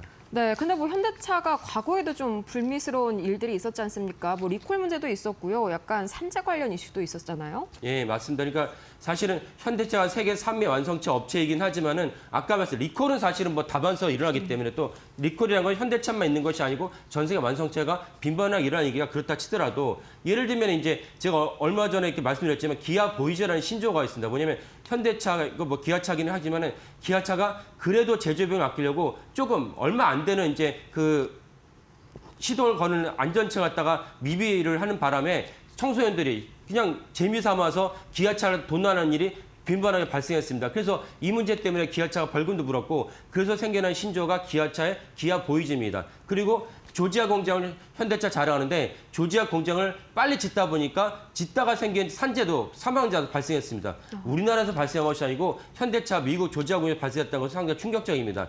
이런 일들 갖다 현대차가 쇄신하지 않으면 완성차 3위 업체로서는 부끄러운 이미지를 갖다 생산한다라고 볼 수가 있겠습니다. 네, 근데 또 이런 와중에 작년 폭스바겐의 영업이익을 현대차가 또 앞질렀다는 긍정적인 보도도 나왔네요. 여기에 대해서는 좀 어떻게 평가해 주실까요? 예, 어저께 해당 보도가 막 뒤덮이면서 아마 시청하신 분들도 현대차가 영업이익이라는 관점에서 2등이 됐어라고 보시면서 놀라워하시겠지만은 네. 현대차가 2등이 됐다는 건 사실이지만 현대차가 잘해서 2등이 됐다기보다는 폭스바겐이 잘못을 해가지고 전년 동기 대비 영업이익이 50% 감소했습니다. 그러니까 25년도 영업이익이 24년에 비해서 50% 감소하면서 현대차가 어부지리로 2등이 됐다라고 보시면 되겠습니다. 그러니까 폭스바겐이 무엇을 잘못했냐? 전기차를 지나치게 고집하는 바람에 전략을 잘못 짜가지고 거기서 영업이익이 훼손이 됐고 그래서 50% 감소해서 현대차가 이제 2등이 됐다. 이 말은 무엇을 의미하는 것이냐? IT 업계뿐만 아니라 자동차 업계, 완성차 업계도 실질적으로 경영진이 잘못을 판단을 잘못하면 한순간에 영업이익이 20% 30% 훅 날아간다. 날아가는 바람에 현대차가 이제 2등이 됐으니까 그 말은 거꾸로 말하면 현대차도 경영적 판단을 잘못하면 영업이익이 훼손을 해서 그 때문에 이제 한순간에 나락으로 떨어질 수 있다라고 볼 수 있겠습니다. 근데 뭐 폭스바겐이 전기차 전략을 뭐 어떻게 짰길래 이렇게까지 좀 급락을 한 걸까요? 저는 좀 보면서 충격을 받았네요. 예, 그러니까 전기차를 고집하는 것이죠. 그러니까 실제적으로 유럽차는 폭스바겐 유럽차는 그 전기차를 갖다가 뒤늦게 시동을 걸면서 그 시동 거동에서 고집을 피우면서 제가 누누이 말씀드리지만 트럼프 대통령이 집권을 하는 즉시 전기차를 갖다가 줄이는 정책을 발명했었는데 폭스바겐이 그걸 하지 않은 것이죠. 그 때문에 폭스바겐의 전기차를 잘못해서 영업이익이 줄어들었다고 보시면 되겠습니다. 네, 한마디로 이 빠르게 변화하는 시장 동향을 따라가지 못해서 어마어마한 쓴맛을 봤다 이렇게 좀 해석을 해볼 수가 있겠네요. 근데 이게 비단 뭐 강 건너서 불구경하는 게 아닙니다. 현대차도 영업이익이 감소하고 있다고요. 예, 현대차 영업이익이 23년도가 15조 넘어서 최고치를 찍었고 24년도 14조, 25년도 11조 4천억. 그리고 작년 같은 경우에도 관세 때문에 4조 1천억 정도 관세가 사라지면서 현대차 영업이익 작년에도 계속 떨어지고 있습니다. 그러니까 영업이익이 감소하고 있다는 것은 현대차가 사실 세계 3위 완성차라고 계속 이제 언론을 갖다가 내보내면서 우리도 인식을 하고 있지만 실질적으로 고가이 비어가고 있다. 이런 맥락에서 정의성 회장을 비롯한 임원진들이 모두 현대차의 어떤 구태, 아까 말씀드린 그런 일들 갖다 쇄신하지 않으면 어느 날 갑자기 나락으로 떨어질 수 있다는 것도 분명한 사실입니다. 이 점도 투자가들 연미에 두면서 아틀라스 때문에 주가가 올라갔지만 한편에 이런 어떤 그 부정적인 점도 있다는 것도 염두에 두셔야겠습니다. 그러면 과연 이 현대차 전기차와 또 이어서 계속해서 이어가는 전기차의 수요 부진, 반대로 이 휴머노이드 로봇에 대한 그런 굉장히 강한 이슈도 있죠. 두 가지가 맞부딪혔을 때 단기적으로 좀 어떤 쪽으로 상방으로 갈지 하방으로 갈지 대표님의 견해가 궁금합니다. 예, 현재 주가를 이끌어온 거는 이제 그 YTD를 보면 아틀라스 때문인데 아틀라스를 만약 민노총이 반대해서 들어오지 못한다면 아틀라스에서 생긴 이득은 내려가겠죠. 근데 그 부분이 중요하다 보겠고 이재명 대통령이 몇 번이나 이제 민노총에 대해서 거기에 대해서 발언을 했기 때문에 순조롭게 풀어갈 거 예상을 하지만 민노총이 끝까지 고집을 피우거나 파업을 한다면 현대차나 주가에선 큰 훼손이 될 것입니다. 예. 그래서 그 점이 아틀라스가 어떻게 될 것이냐를 보는 것이 중요하겠습니다.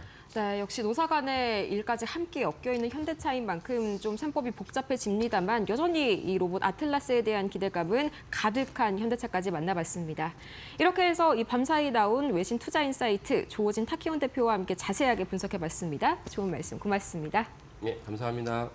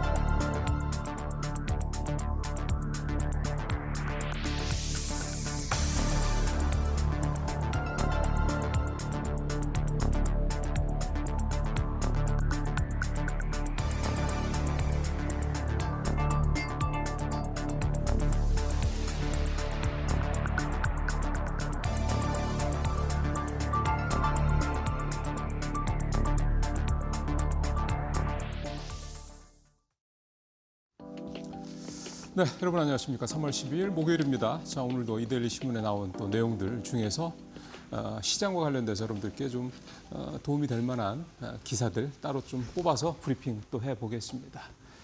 자, 오늘 첫 번째 기사 보죠. 불장보다 뜨거운 단타 광풍. 예, 오늘 CG가 아주 그냥 화끈하네요. 자, 보시죠. 이 CG를 보시는 게 사실 제일 직관적입니다. 코스피 거래대금 추이죠. 기준은 이제 조원이고요. 그래서 1월 2일 날 하루 평균 거래대금이 17.5조 원 수준이었다라는 겁니다. 뭐 고만고만한 거죠. 근데 그게 보십시오. 1월 7일 날 29조, 29일 날 35조, 3월 4일 날 62조. 3월 4일 날이 무슨 날인지 혹시 기억나세요? 3월 4일 날 코스피 12%, 코스닥 14% 폭락했던 날입니다. 그날 거래대금이 무려 62조까지. 그날 이제 코스피가 12% 떨어진 날인 거죠. 결국 그날 62%까지 늘어났고요. 그 다음에 11일 날 25조 이렇게 거래 대금이 하루 거래 대금을 얘기하는 겁니다. 엄청나게 늘어났습니다. 제 기억으로 작년 4월 달 그때 왜 트럼프가 이 판넬 가지고 나와서 뭐 어디 몇 프로 막 그 상호관세 부과한다고 이제 폼 잡을 때죠. 그때 하루 평균 거래 대금이 코스피, 코스닥 합쳐서 그때 20조가 될까 말까 할 때가 있었습니다. 그때 생각하면 물론 뭐 좀 극단적인 사례가 되겠습니다만 3월 4일 기준으로 하면 코스피, 코스닥 그러니까 양 지수에서 하루 거래되던 그 거래 대금 20조 원 정도가 하루 코스피에서 거래되던 거에 3분의 1 정도밖에 안 될 정도니 요즘에 얼마나 거래가 활발하냐라는 걸 상징적으로 드러날 수가 있습니다. 들은 얘기인데요. 저도 이제 제가 잘 아는 이제 증권사 한 이제 임원분, 그분이 계시는 그 사무실에 영업 이제 센터인데 그쪽에 직원분들이 요즘에 실적이 되게 좋더라는 겁니다. 그래서 물어봤대요. 왜 이렇게 니네들 요즘에 실적 좋냐 그랬더니 거래가 엄청납니다. 그러다라는 겁니다. 그러니까 근데 그 거래가 그 영업 센터에 있는 분들이 뭐 본인들이 막 영업을 되게 잘해서라기보다는 알아서 개인 투자자들이 굉장히 활발하게 투자를 한다는 건데 그러니까 요즘에 뭐 추종 매매 하시는 분들 되게 많으십니다만 장이 이렇게 급등락을 하지 않습니까? 그러니까 올라갈 때 오늘 팀은 어제처럼 급등할 때 그냥 따라가고 또 이제 그제처럼 급락할 땐 또 이제 또 던지고 이런 식으로 하니까 단타가 엄청나게 좀 늘어나고 있는 상황이 되는 거죠. 그래서 이렇게 지금 이렇게 불장보다 뜨거운 단타 광풍이다라는 이 제목을 좀 이들이가 뽑은 것도 그만큼 개인 투자자들이 엄청나게 활발하게 거래를 좀 하고 있다라는 건데요. 하루 평균 상장 주식률의 회전율이 이달 들어서 2%를 넘었습니다. 그러면 하루에 주인이 2번 바뀐다는 얘기가 되는 거죠. 이게 얼마나 이게 많이 그 거래가 되느냐라는 걸 좀 알 수가 있는 거고 1월 달에 평균 0.8% 정도였거든요. 그러니까 하루에 한 번 될까 말까 하는 정도가 이제는 하루에 2번이 된다는 얘기니까 이 단타 매매가 좀 엄청나게 심하게 진행이 되고 있다 이런 얘기가 되는 거고요. 신용융자 잔액이 33조 뭐 넘었던 거 얼마 전 좀 줄긴 했습니다만 이제 그런 데서도 알 수 있다시피 이제 개인 투자들이 시장에 굉장히 많이 좀 뭐 들어오고 있는 거는 분명한데 그게 그러니까 뭐랄까요 좀 이렇게 좀 중장기적으로 이렇게 투자하는 이런 스타일로 가는 그런 거는 아직은 아닌 거고 많이 들어온 분들이 이를테면 이제 수익을 좀 좀 주변 사람들에서 못 낸 분들이 많으실 거 아닙니까? 왜냐하면 남들이 막 엄청나게 수익 냈다 하니까 이렇게 따라 들으신 분들도 많으실 거기 때문에 그런 분들은 단기간에 빨리 수익을 내려고 그러시니까 이렇게 좀 그 단타를 많이 해서 수익을 하루에 얼마씩이라도 쫄쫄히 내서 좀 이렇게 파일을 키우려고 하는 이제 그런 이제 투자 전략을 갖고 하시는 분들이 좀 많으신 것 같습니다. 사실 이건 뭐 예전부터 그렇게들 많이 해왔던 투자 방식이기도 하죠. 근데 이게 사실은 결과가 그렇게 좋은 적이 별로 없었던 건데 지금 장이 워낙 급변동을 하니까 장기 투자하기에는 못 견디는 거죠. 이게 이제 패닉이 오니까. 그래서 그런 부분들이 다시 좀 많이 좀 나타나는 게 아니냐 이런 생각이 좀 듭니다. 그래서 좀 걱정스러운 부분이긴 한데 이게 어쨌든 단기 거래가 많아진다는 얘기는 이게 또 변동성을 키우는 또 이유가 좀 되는 거거든요. 그래서 이게 좀 바람직하다고 볼 수는 좀 없는 건데 결국 우리 시장의 체질이 이렇게 개선이 돼가는 과정 중에 아직은 이제 초입이다 이렇게 또 볼 수가 있겠습니다. 이제 이런 상황을 조금 더 이제 확실하게 또 볼 수 있는 그 하나의 또 자료가 바로 ETF입니다. 다음 기사인데요.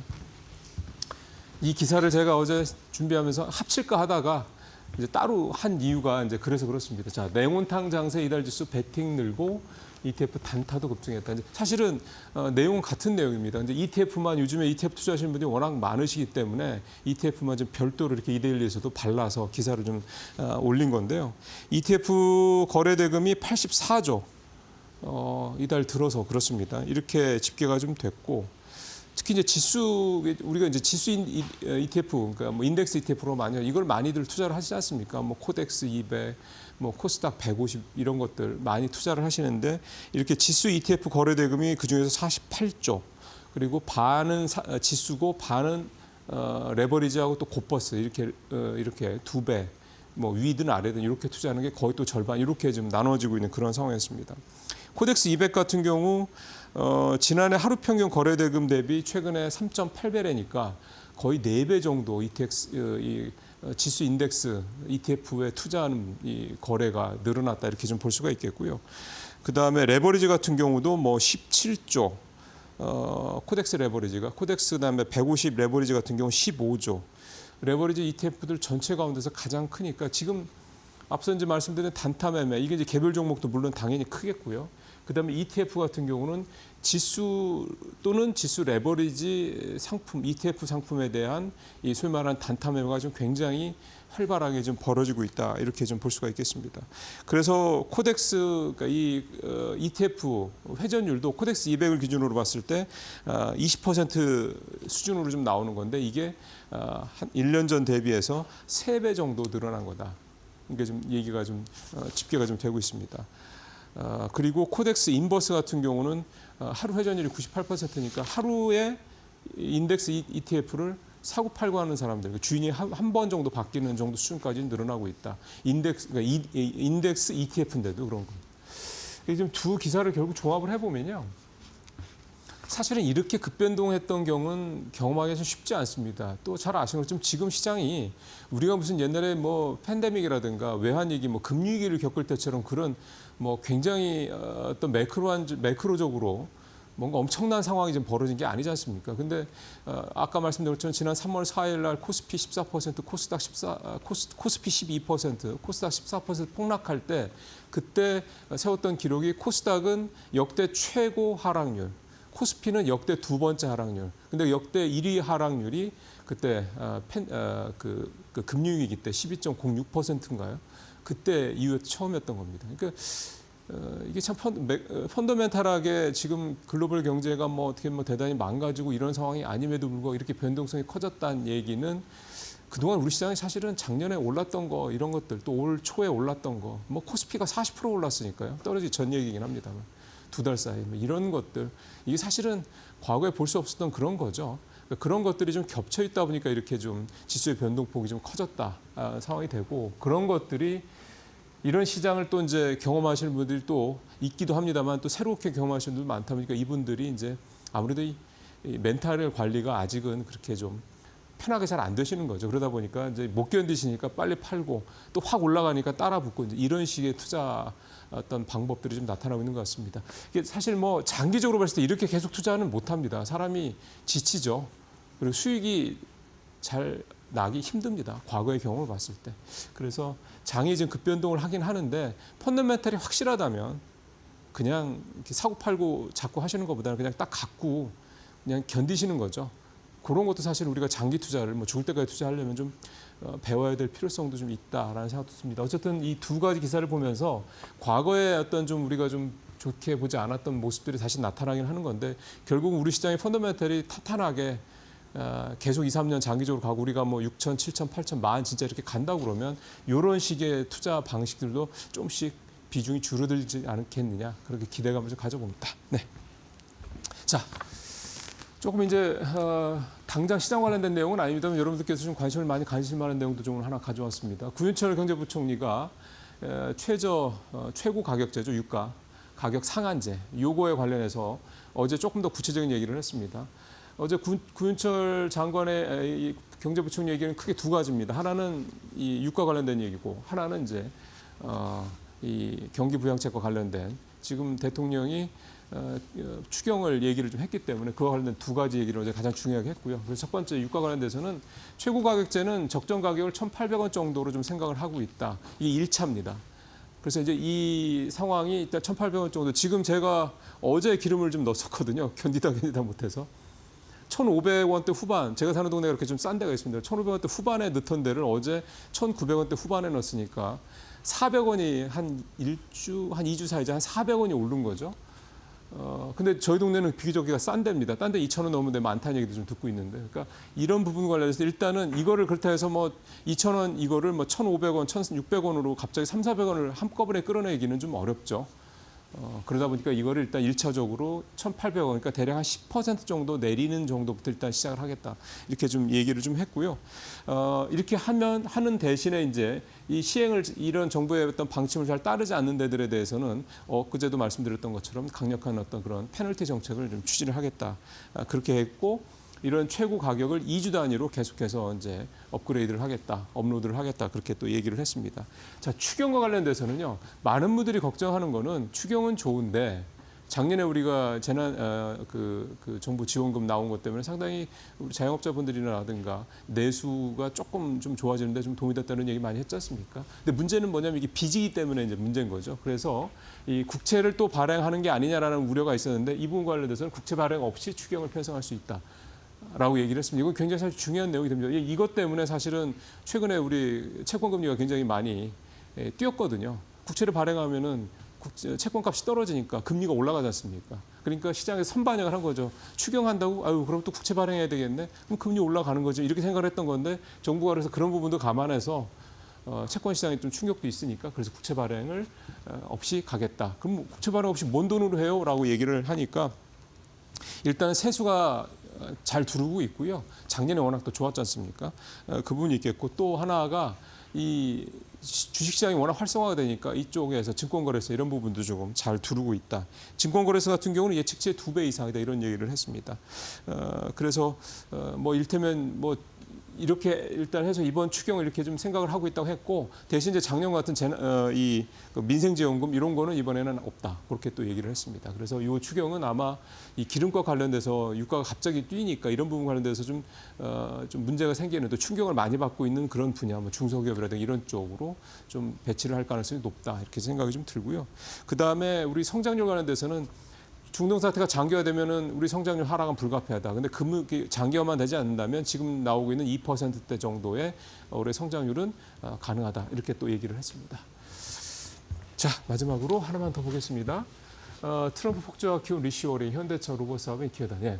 시간이 뭐 많지 않기 때문에 압축적으로 말씀을 드리면 트럼프가 뭐 리쇼어링을 해서 미국 내 제조업 기반을 키우겠다 얘기는 하고 있는데 쉽지 않다라는 거죠. 그럼 그 쉽지 않은 데 있어서 그럼 어떻게 할 거냐? 그럼 이미 잘하고 있는데 손을 내밀 수밖에 없다는 겁니다. 뭐 마스가 뭐 대표적으로 이제 뭐 이게 이제 대표적인 게 되겠죠. 야, 우리 조선 뭐 군함도 많이 만들고 상선도 만들어야 되는데 만들 수가 없어. 잘 만들지도 못해. 시간도 많이 걸려. 돈도 많이 들어. 한국 좀 도와줘. 이게 이제 마스가 아닙니까? 그다음에 원전 같은 경우죠. 야, 우리 원전 좀 겁나 급하게 필요한데 해줄 데가 없어. 너네가 좀 와서 도와줘. 그게 이제 만우가 얘기가 좀 되는 거고요. 로봇도 마찬가지입니다. 그러니까 로봇에 대한 뭐 설계를 하고 뭐 칩을 만들고 뭐 구조를 짜고 플랫폼을 만들고 뭐 이런 거는 미국이 잘하죠. 소프트웨어 쪽은. 근데 만들어야죠. 누가 만듭니까? 그걸 만들 수 있는 데는 결국은 또 테슬라 혼자 다 할 수는 없으니까 결국은 이걸 할 수 있는데 그 대표적인 게 현대차가 될 수 있다라는 거. 현대차는 이미 그 작업들을 하고 있고 아틀라스 같은 경우에 지금 그 대표적인 이제 예가 될 것 같고 또 조지아 공장 있죠. 여기에 통해서 이제 본격적으로 아틀라스를 현장에 투입을 하고 거기서 또 검증을 하고 데이터를 또 뽑아내고 이 작업들을 좀 하고 있다고 합니다. 그래서 이런 트럼프의 이 리쇼어링 정책에 있어서 특히 제조 중에서도 로봇 관련돼서는 현대차의 로봇 사업이 가장 큰 수혜를 받을 수 있는 곳이다. 이게 이제 오늘 이 기사의 핵심 내용이 되겠습니다. 네, 오늘 여기서 마치도록 하겠습니다.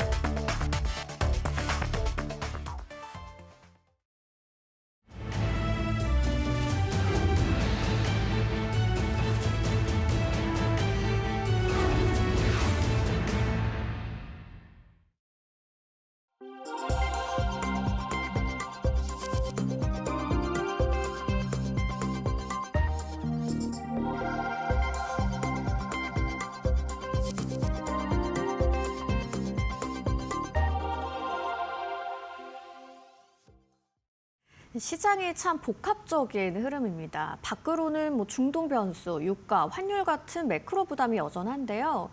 또 국내 증시는 반도체와 밸류업, 또 실적이 받쳐주는 주도주를 중심으로 의외의 저력을 보여주고 있습니다. 오늘 시장의 흐름 좀 어떻게 읽어봐야 할지 이창환 IM증권 서울금융센터 이사님과 이야기 나눠보겠습니다. 어서 오세요. 네, 안녕하십니까? 네, 우리 시장 이야기하기에 앞서서 좀 미국 증시 마감 상황 한번 짚어볼 텐데요.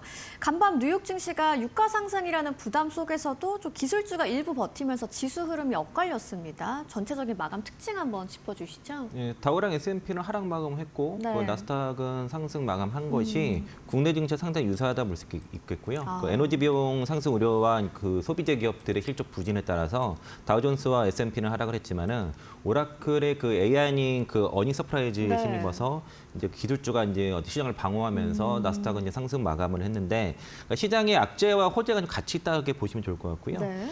일단은 그 AI 호재와 매크로 악재가 서로 맞붙고 있는데 이게 국내 증시랑 상당히 유사한 흐름이고 일단 오라클이 그 AI 클라우드 매출이 그 YOY 값으로 84% 급증을 하다 보니까 네. 또 가이던스도 상향이 됐습니다. 이를 통해서 그 AI 인프라 투자 사이클이 여전히 이제 견고하다라는 것들이 증명이 됐고 여기에 따라서 엔비디아라든가 뭐 메타 이런 이제 빅테크 기업들의 중장기 모멘텀이 견조하다는 것들이 흐름이 나타났고 반면에 이제 여전히 유가 특히 이제 중동 이슈죠. 네. 이란과 미국과의 그 지정학적 긴장이 고조가 되면서 WTI 그 원유 선물이 지금 87달러대가 안착이 된 상태고 네. 그리고 이제 비중리로 푼다고 해도 이게 이제 전 세계 그 생산량의 4일치 그리고 그 호르무즈 해협을 건너는 걸프만 해협을 건너는 물동량이 한 17일치 정도 수준밖에 안 돼요. 그러니까 이제 유가의 상단을 막긴 해도 끌어내리는 이슈는 아니라는 그 거죠. 정도는 안 예, 그래서 한 되는군요. 4% 유가가 올랐던 것이고 그리고 대표적인 소비재 기업인 그 캠벨이 실적 쇼크가 나왔습니다. 네. 그 가이던스도 하향이 나오면서 그리고 이제 모기지 그 금리가 6.19%라서 금리 부담도 여전히 있는 상태죠. 네. 그래서 이제 내수 소비 위축에 대한 시그널이 나타나면서 소비재 종목들은 안 좋았고 향후에 이제 소매 판매라든가 소비재 신뢰 지수가 나올 건데 여기에 대한 결과값에 따라서 예민하게 반응할 수도 있을 것으로 보여지고요. 네. 그리고 3월 19일에 FOMC가 있습니다. 그렇죠. 가장 중요한 이슈고요. 그리고 그 연준의 점도표 변화가 어떻게 될 것인지 그리고 물가 전망 수정치도 어떻게 될 것인지에 따라서 뭐 기술주들의 어떤 밸류에이션이라든가 그리고 어떤 주가 영향을 좀 직접적으로 줄 것이기 때문에 3월 19일을 좀 주목할 필요가 있고 네. 현재 미국 시장은 AI 시장에 대한 어떤 독자적인 성장성과 그리고 또 이제 그 거시 경제 이벤트 뭐 인플레이션과 이제 그 중동 전쟁으로 인해서 물가 인플레이션과 소비 위축 이런 것들이 같이 맞물려서 긍정적인 요인과 악재가 같이 지금 서로 맞붙이는 상황이라서요. 네. 그러니까 그래서 그 투자도 그 호재가 있는 쪽으로 거기서 머물고 있어야지 이런 거시적인 이벤트에 견딜 수 있다라고 볼 수 있겠고 그건 국내 증시도 마찬가지다라고 볼 수 네. 있겠습니다. 뭐 정리를 너무 잘 해주셨습니다. 유가 상승과 소비 둔화 부담은 있었지만 또 AI 관련 기술주가 버티면서 뉴욕 증시 혼조세로 마감했고요. 3월 FOMC까지 좀 경계하는 심리가 있다는 부분 정리를 해보겠습니다. 자, 미국 이란 갈등 그리고 유가 변수 같이 앞서 말씀드린 대외 불안 요인이 여전한데 우리 시장을 보면 코스피가 이틀 연속 반등을 했습니다. 시장이 이렇게 버텨주는 힘 어디서 나온다고 보세요? 네, 국내 증시는 코리아 디스카운트가 지금 해소되는 그런 과정이 있다라고 볼 수 있겠고요. 그러니까 이제 현재 시장 자체가 매크로 악재가 있잖아요. 전쟁과 네. 유가 급등이라는 그 불확실성이 있지만은 이런 기업의 실적 그리고 주주 환원 정책, 그러니까 삼성전자와 뭐 SK의 그 자사주 소각 등의 이런 주주 환원 정책에 강한 모멘텀이 일어나면서 그 이제 코스피 자체를 이제 밸류에이션을 상향시키는 그런 요인이고 네. 어제 이제 그 3월 그 10일까지 수출 데이터가 발표됐죠. 네. 56% 증가가 나왔는데 반도체만 176% 증가가 나왔습니다. 그러니까 이제 1분기 실적이 상당히 좋다는 것들이 네. 거의 확신을 주게 돼서 뭐 삼성전자, 뭐 하이닉스 등의 이제 주가가 강세가 나타났고 마이크론도 지금 디램 가격이 많이 올라가고 있습니다. 네. 2분기에만 지금 반도체 3사가 디램 가격 40% 이상 올린다고 하다 보니까 마이크론도 지금 최근에 수요가 주가가 상당히 견조하고 여기에 관련 뭐 엔비디아라든가 오라클의 호실적도 더해지면서 그 AI 피크아웃의 우려가 좀 상당히 졌다라고 볼 수 있겠고 삼성전자와 SK하이닉스의 주가 강세 흐름도 당연히 그런 흐름이고요. 네. 아까 말씀드린 것처럼 그 밸류업 주저하는 정책이 쏟아지고 있죠. 네. 삼성전자, 뭐 SK뿐만 아니라 뭐 KC 등의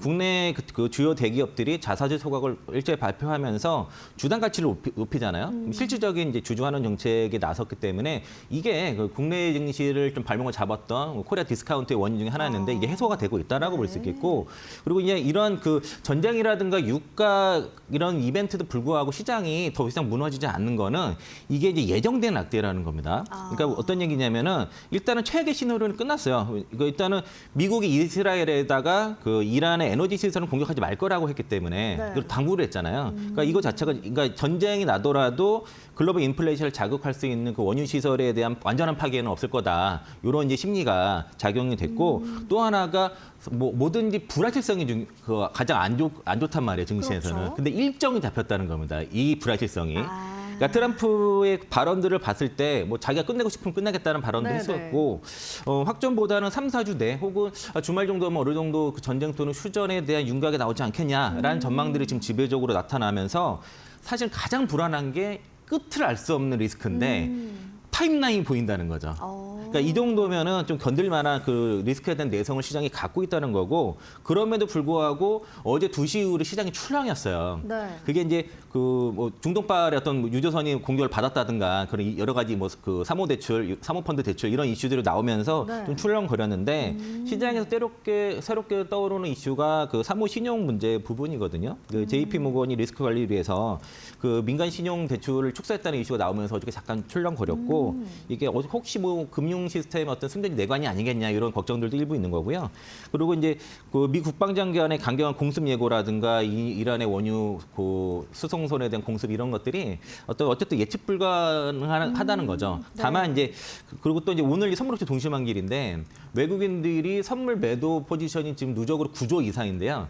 그 전에 7조의 누적 포지션을 갖고 있다가 그 지수가 코스피가 6천이 넘어가면서 다 청산이 됐다가 다시 하방 공격을 했습니다. 그러니까 지금 포지션이 코스피 6천 이상부터 지금 하방으로 그 베팅을 한 거예요. 그러니까 그래서 어제 이제 주가 더 가게 되면 외국인들이 파생 손실이 커지기 때문에 네. 좀 어느 정도 눌렀던 것으로 보여지고 오늘은 그래서 그 지수가 너무 위로 칠 때는 쫓아가는 것보다는 네. 만약에 이제 주도주를 매수를 하실 거면은 아래 그러니까 눌렸을 때 갑자기 그 출렁거렸을 때 그럴 때 용기 있게 좀 깔아두면서 매수하시는 전략이 유리할 거라 보고 있습니다. 네, 투자 전략까지도 좀 짚어주셨는데 뭐 결국 반도체 실적 기대와 자사주 소각 같은 이런 밸류업 재료가 시장을 받쳐줬고요. 뭐 지정학 리스크라는 대외 악재에 대한 해석은 뭐 예측 불가라는 불안감이 좀 해소되면서 코스피가 버티는 흐름을 가져갔다라고 정리를 좀 해보겠습니다. 자, 요즘 시장에서 뭐 19만 전자, 95만 닉스 이런 표현 계속 나오고 있잖아요. 뭐 반도체 투톱의 향후 주가 흐름은 좀 어떻게 보고 계세요? 현재 이제 글로벌 IB들과 반도체 시장 전망과 실적들을 봤을 때는 이제 19만 전자, 뭐 95만 닉스 뭐 이렇게 얘기를 하는데 네. 이게 어떤 중간 기착지에 불과할 가능성이 높다고 볼 수 있겠고요. 그렇군요. 골드만삭스가 리포트가 나왔는데 SK하이닉스 목표 주가 120에서 135만 원, 삼성전자는 20만 5천 원에서 26만 원으로 상향 조정했고 삼성전자는 올해 영업이 239조, 네. SK하이닉스 202조 불렀습니다. 그럼 합산으로 441조예요. 네. 지금 그 삼성전자랑 SK하이닉스 시가총액을 합치면은 한 1,800조가 좀 넘거든요. 한 1,900조가 살짝 안 되는 정도인데 그 441조의 영업이 8배 주면 한 10배 정도 될 텐데 네. 그럼 이거 4,400조잖아요. 그렇죠. 그러니까 한 3,500조 정도 될 거예요. 8배 주면은 네네. 10배 주면 4,400조고 합산으로 지금 1,800조니까 아직도 좀 업사이드는 충분하다 볼 수 그러네요. 있겠고 그러니까 전래에는 공급 부족으로 인해서 지금 반도체 가격이 계속 올라가다 보니까 D램은 28년까지 품귀 현상이 예상이 된다는 겁니다. 또 이제 HBM 생산 그 캐파가 생산 능력을 다 잠식하고 있고요. 네. 일반 D램 대비 캐파가 한 2배에서 2.5배까지 잠식하겠다 보니까 HBM 수요가 10%만 늘어도 생산 능력 25%를 장악해버리는 그런 상황이 벌어졌고 그리고 아까 말씀드린 것처럼 이제 그 수출 데이터, 반도체 수출 데이터 일부 그 3월 10일까지 176%또 올해 2분기에만 D램 가격이 반도체 3사가 40% 이상 올리기 때문에 역대급 실적이 또 예고가 됐다는 거고요. 네.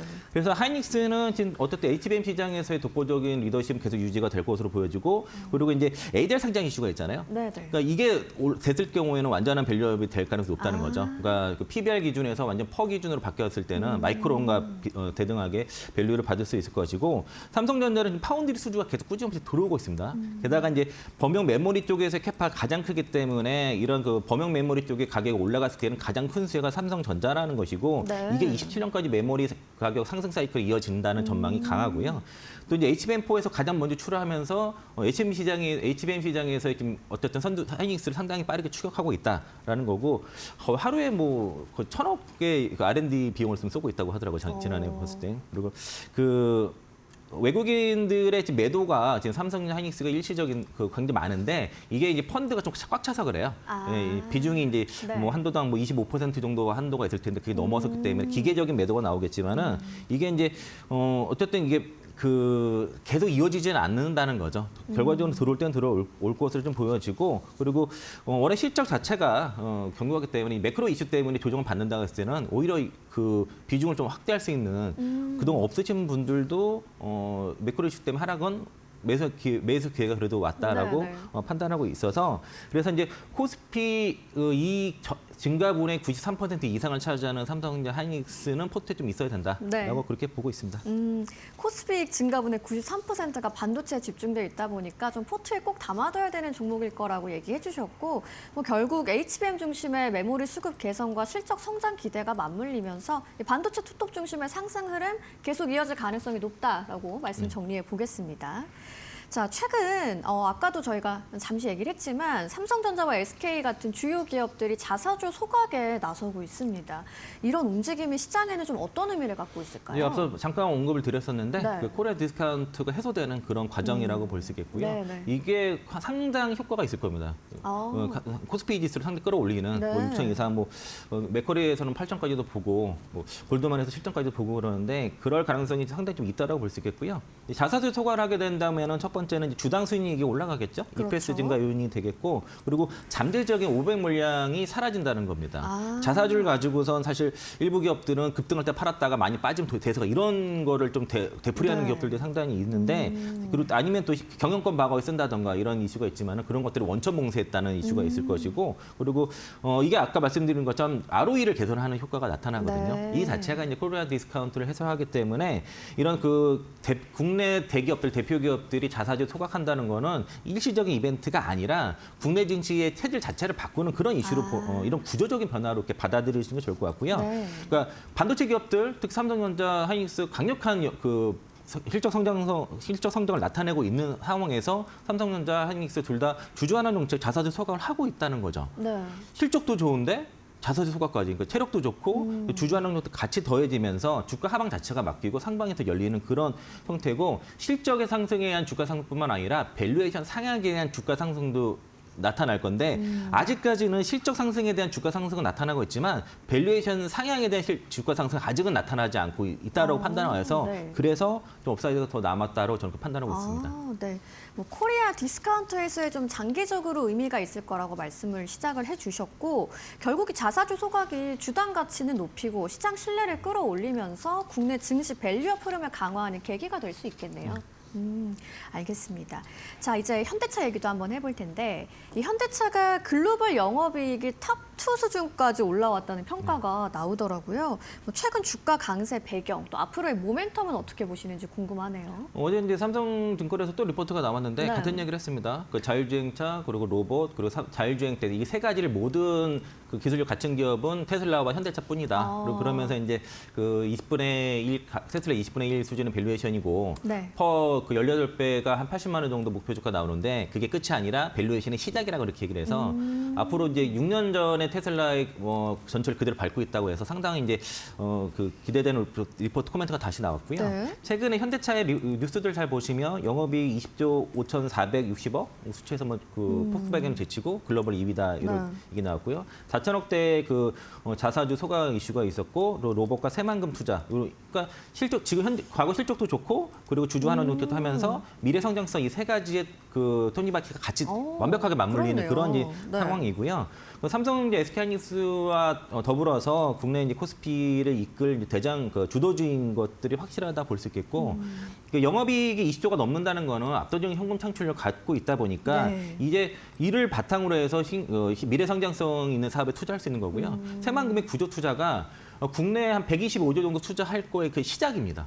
그러니까 새만금이 그게 다 이게 시작에 불과해요. 이제 그렇군요. 현대차의 앞으로 시작에 불과하고 그리고 이런 대외적인 그 매크로 악재가 있음에도 불구하고 시장에서 견뎌낼 수 있는 주도주 중에 하나다라고 볼 수 있겠고 4천억의 규모의 4자수 소각 자체가 어쨌든 이게 EPS를 끌어올리고 현대차는 27년까지 주주환원 정책을 크게 펼칠 거기 때문에 27년까지 주주환원 정책 극대화하고 28년부터는 아틀라스가 상생이 되잖아요. 그러니까 그때부터 성장성이 폭발하는 시기가 다가올 거고요.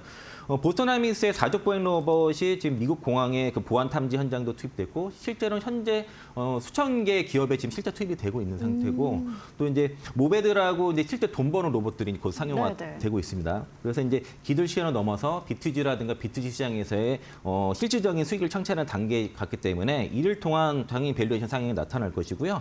아까 새만금 투자 같은 경우가 정부에서 좀 밀어주는 정책 일환이기 때문에 상당한 시너지가 나타날 것이고 상당 지역 경제 발전과 그리고 중장기 성장 모멘텀을 작용하는데 아까 말씀드린 것처럼 국내 투자하는 거에 거의 아직 뭐 10분의 1도 안 되는 수준이기 때문에 이게 이제 시작이다라고 그렇게 읽으시면 좋을 것 같습니다. 네, 뭐 정리를 해보면 이 현대차는 뭐 실적, 주주 환원, 또 로봇 같은 미래 성장 스토리가 좀 동시에 부각이 되면서 시장에서 좀 다시 평가를 받는 흐름이라고 볼 수 있겠네요.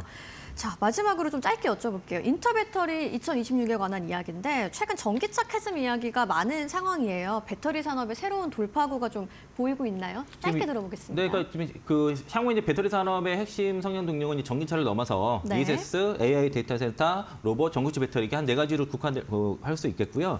여기에 그 뭐 밸류체인에 강하게 있는 기업들 위주로 보시는 게 좋을 것 같고 여기에 속하지 못한 기업들은 지금 어제부터 세론이 나왔기 때문에 차별화하게 좀 구분해서 투자하시는 게 좋을 것 같습니다. 네, 알겠습니다. 자, 오늘 말씀 종합을 좀 해보면 시장의 매크로 불안은 있지만 뭐 지수가 크게 방향을 잡기보단 실적과 정책 모멘텀 있는 종목들이 시장을 이끄는 흐름까지도 좀 확인을 해봤습니다. 이창환 IM증권 서울금융센터 이사님과 이야기 나눠봤습니다. 오늘 좋은 말씀 고맙습니다. 맞습니다. 네, 여전히 아침 공기가 꽤 쌀쌀한데요. 오늘 전국에 비 소식도 있고 낮에는 좀 일교차가 크게 오른다고 합니다. 출근길 안전에도 유의하시길 바라겠습니다. 저희가 준비한 소식은 여기까지고요. 내일 이 시간 더 알찬 정보로 찾아오겠습니다. 시청해주신 여러분 고맙습니다.